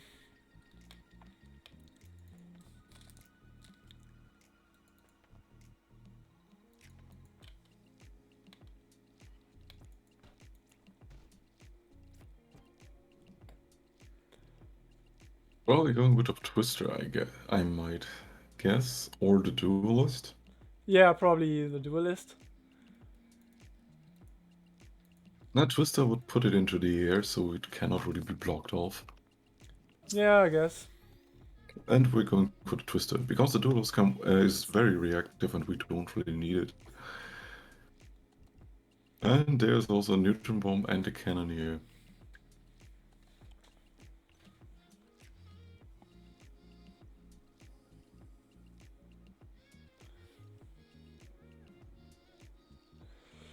Ooh. We're running against the time.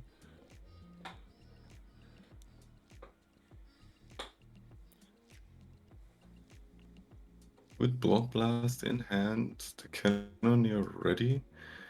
Well, here comes a Brace Dead into up to 2 units with the shared cost of 5. There is no...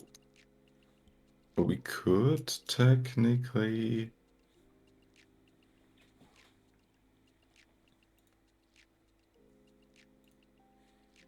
go into parroting, but does that even matter? To parroting, what is the summon that we want to re-trigger twice?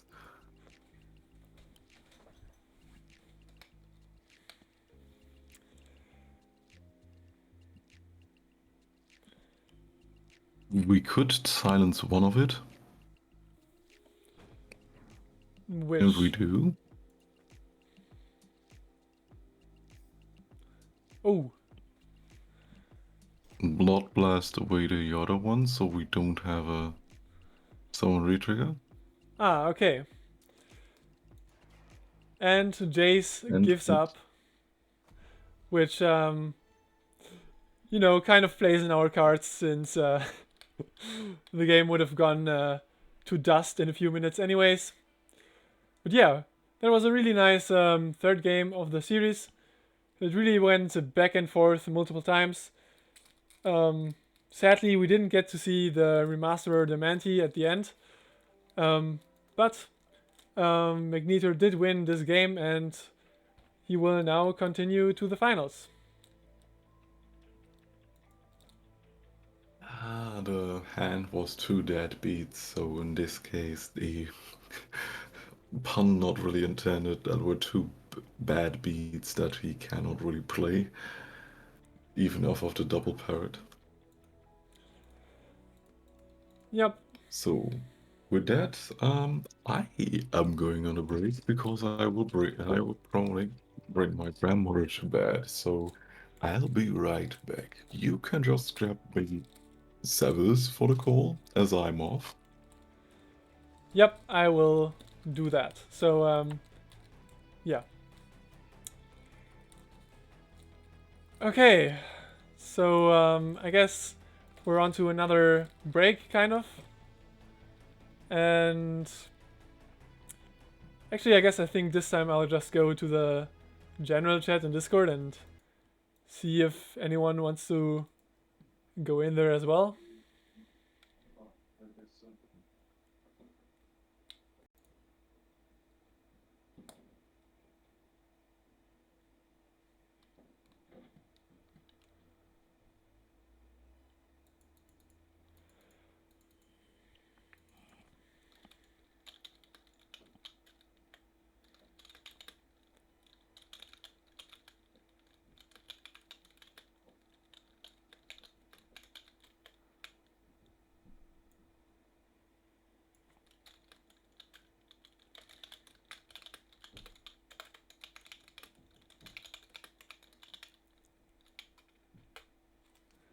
Ah, Hello.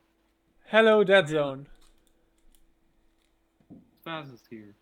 Good evening. Can you guys hear me? Yes, we can hear you.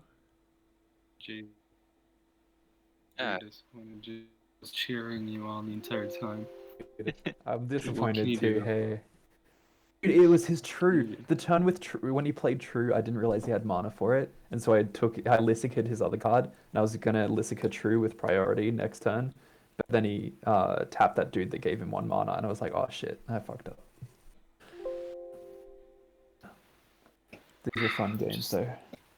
Yeah, Yeah, those I were guess. really interesting.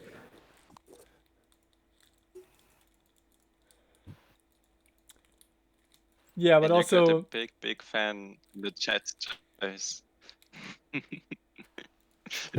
The fan was Magnet Zone, who's now disappointed in me. Yeah, I'm right here. Very disappointed. Yeah, no, I let you guys down. Are you It's just alright. tired? It's okay. yeah, but I was really afraid that the whole game was just going to crash. So your conceit kind of did play in our cards. Yeah, Um, yeah. let's talk about some highlights that happened throughout the game. Clearly, the what's her name? The Rock Gym Crush, the legendary Rock. Yeah, Girl. the Rock Yeah, Crusher. that appeared Yeah. from the thing. That was pretty Swayed the brutal. game. Yeah. Yeah. Oh wait, I No. gotta get my kid. My kid just woke up. That's it. Oh, is it like 7 a.m.? Damn. 5 p.m. over here, so we clearly got like an entire array of people. Oh, I see, I Um, see. I didn't think that this will take so long, to be honest. Just We think of aren't a some lot of cards. players. Yeah, we're only 5, but it's double elimination. Yeah. I was not prepared for any of it. Getting on and facing the exact combo player out of everybody else, not a great start for me. Yeah.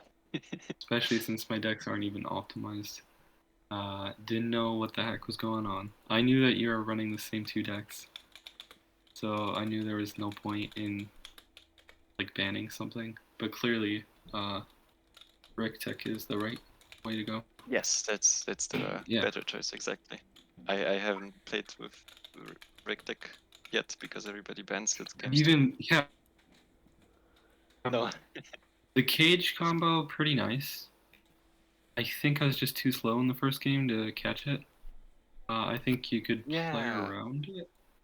Definitely I- need like a I see-through was in the deck. super lucky, and like I played 3 times with it, and usually I hit the combo turn 6, but like the 2 games that I played with it, I hit it like turn 5, and I was like, oh, whoops, okay, I guess this. Well, there was no point in me like even if it was turn 6. I don't think I had a super aggressive deck that could have beaten it anyway.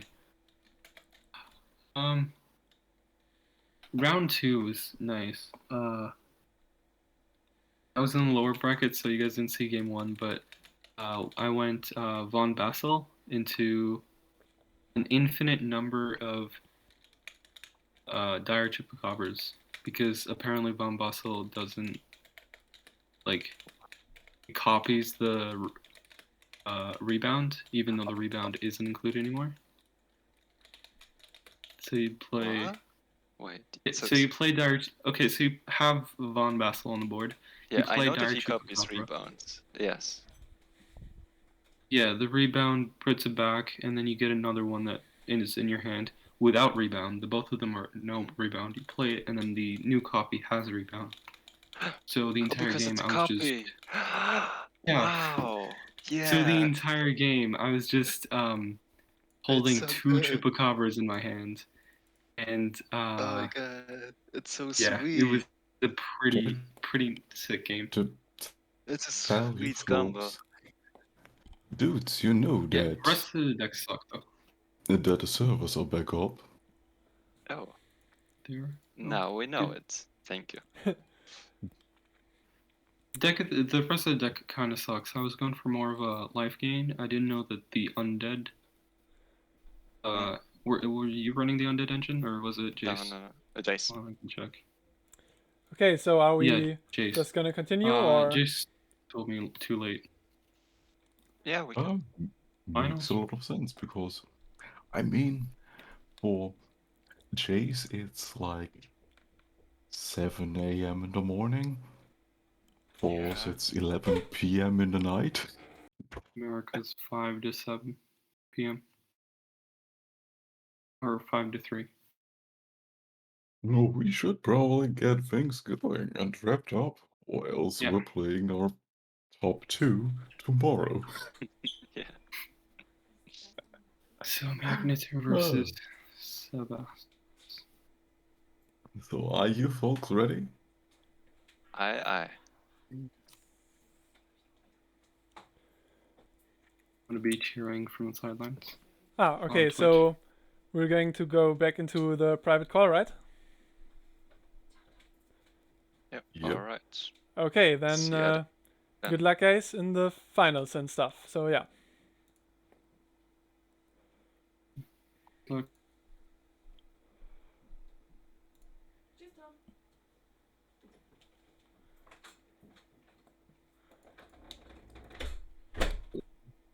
Okay, so now that the servers are back up,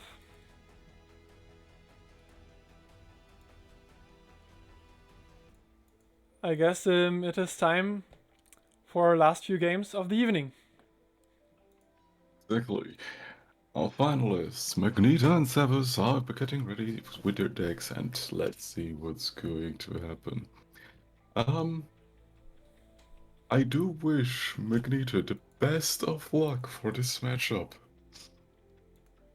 Well, then again, he's playing Fusion Project against 2 mill decks with all-seizing eye.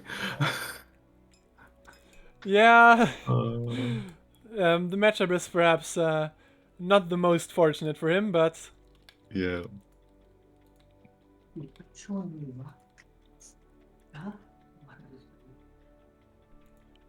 Well then, without much further ado, let's head into the round. In the first match of the finale.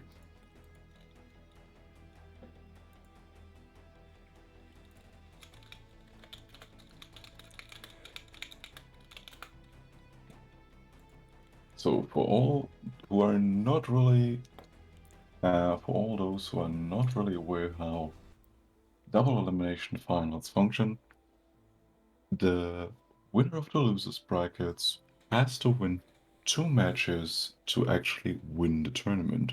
Because when he wins the first match, the first best of 3, the brackets will be reset, and therefore that is the first loss of the continuous winners brackets finalist.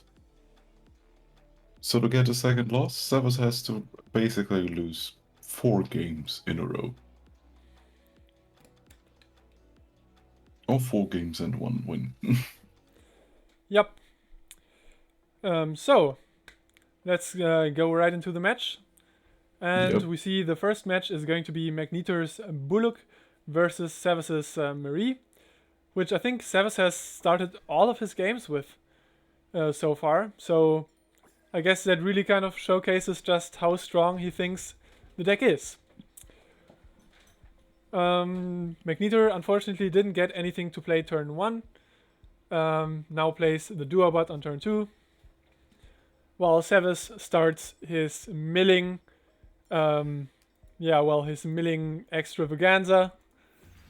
And yeah.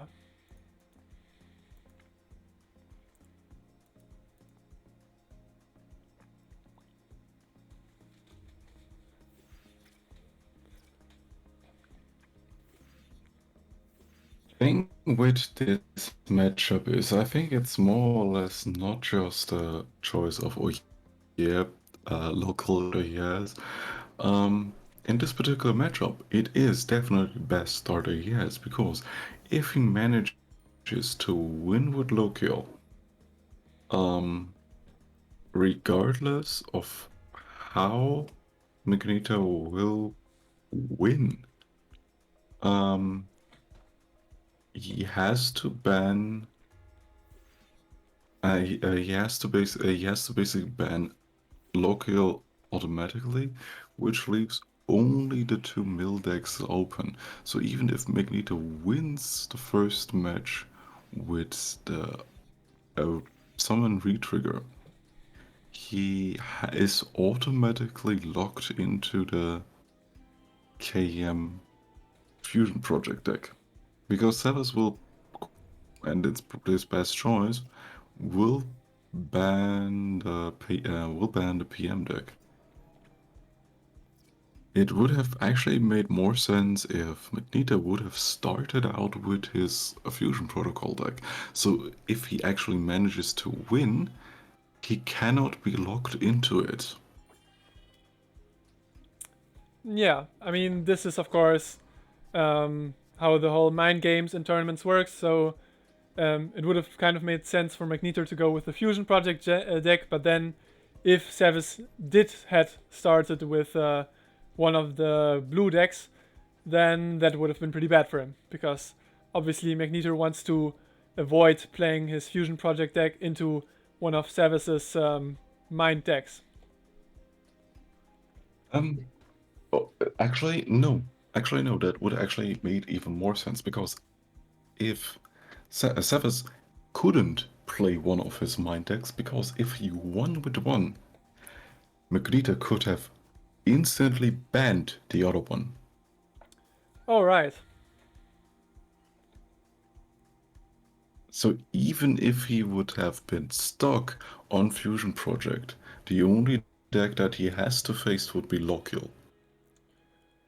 Yeah, that is right. But I mean, as we can see, Lokiel Marie isn't quite that easy of a deck to beat either. So yeah, it's turn That's 5 true. and the game is already over. Stream is dead, my dude. Stream is dead, my dude. Wait, what? The stream is dead. That's not good. Shit.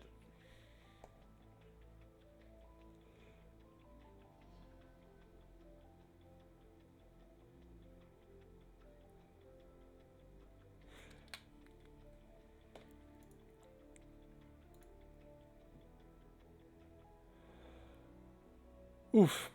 All right. What happened?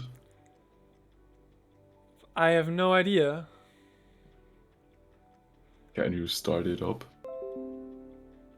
Okay, I think it should be live again now.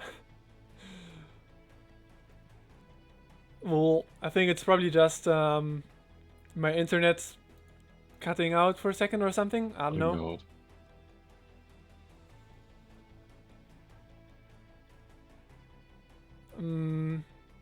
I'm not live again. Well, Or am I?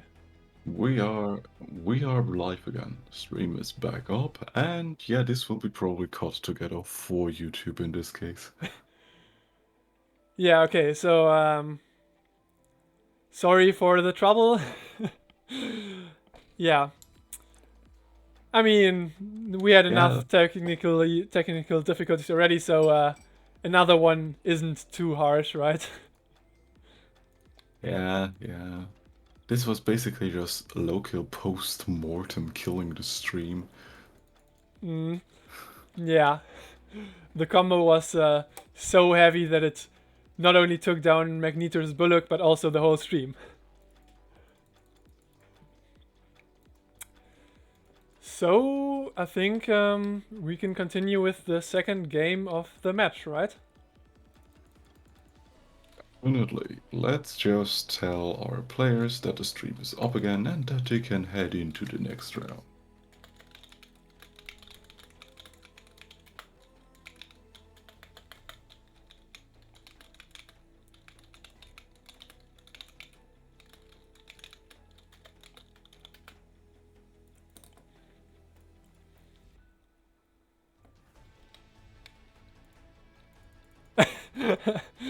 Yeah. I mean, now Magneto is in the situation where he can ban either one of the mind decks, but Does it really matter? Yeah. Technically, yeah. and he bans Rictic, which was pretty expectable since they are the same deck, but Rictic is the one that the deck was kind of designed for. But yeah.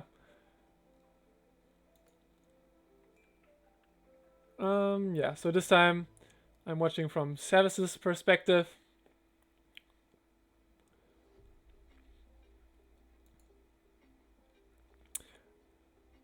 Oh, and Magneto actually chooses to play the Fusion Project deck.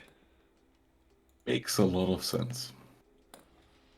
He has to win with it. Yeah, he does. But I mean, whatever he plays now, he has to win with it or he's out. Yeah, but I would rather... I mean, if he cannot win with Fusion Project, he would be out anyways. Mm-hmm. So it's better to basically rip off that band-aid as soon as possible. You take 3 damage, this gains life bond. End of turn if you have the highest HP. Okay. That isn't half bad. That's actually a very, very good.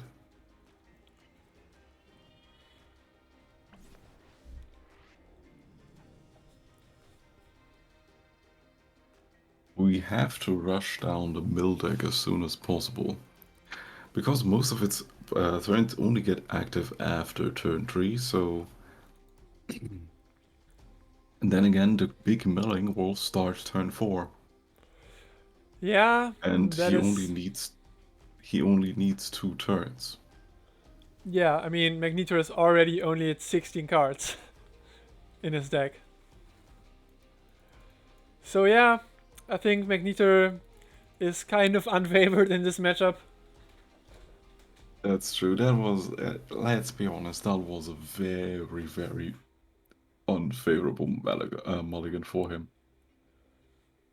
Yeah, pretty much.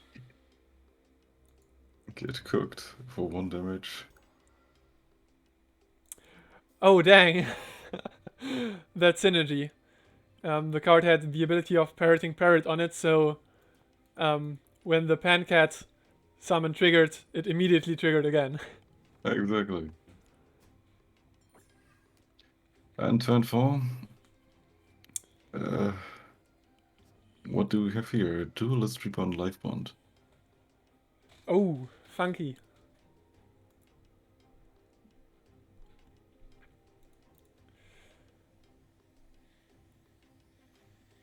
So it was a mix of Chupacabra with something else. With a merger, exactly. But, of course, no fun Understood. allowed in the land of the Lazaro. So, yeah. The Quite memory... frankly, I am surprised that Sevas even bothered to bounce that unit. Yeah, Instead but... of... Because he would have won this turn. Probably, yeah.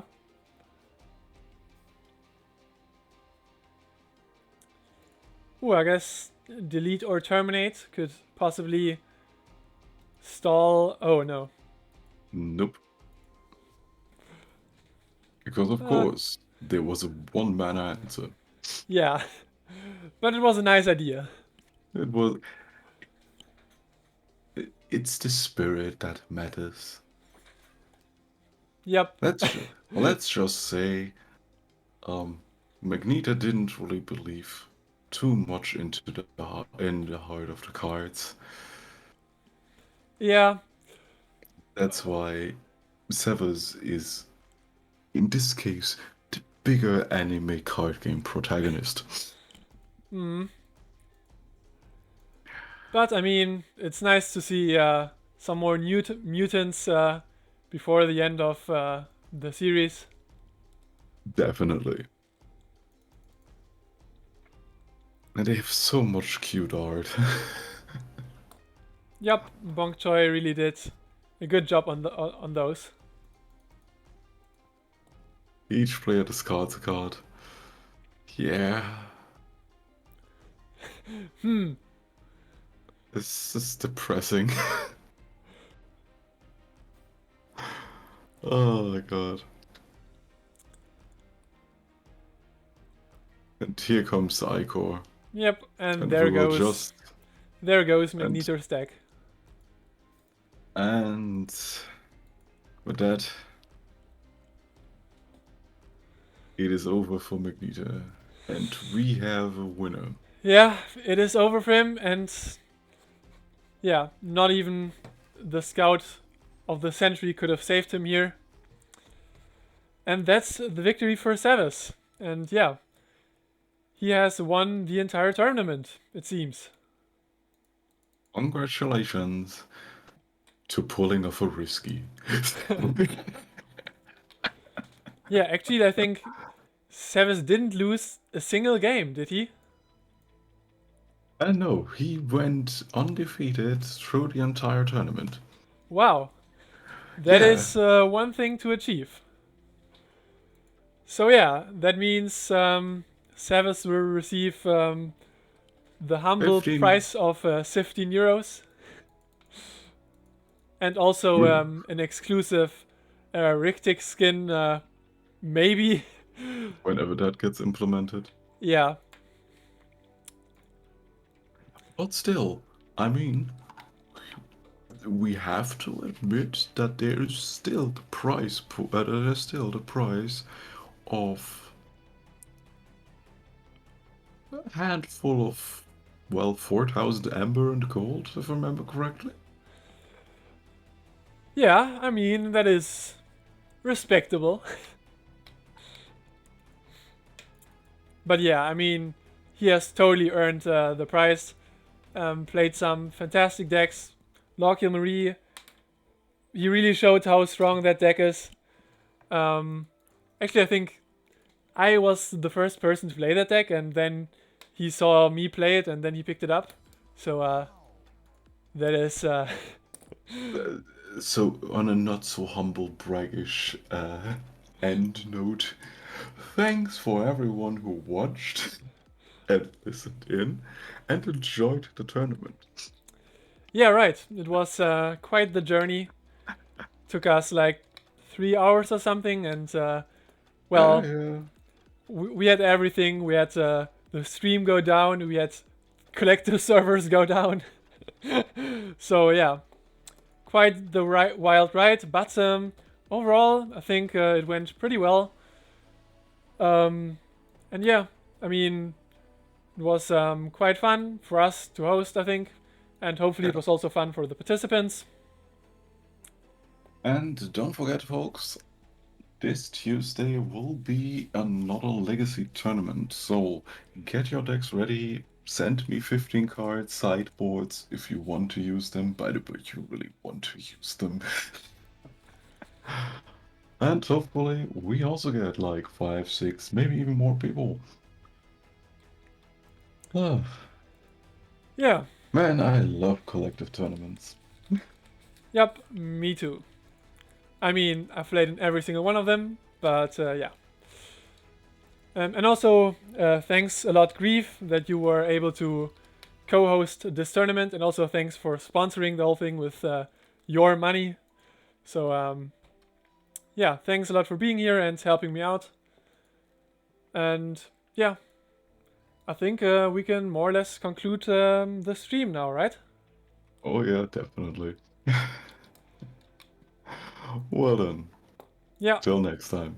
Yep, till next time, and I hope that we will see you on Tuesday. So until then, goodbye and have fun playing Collective. Stay classy, folks.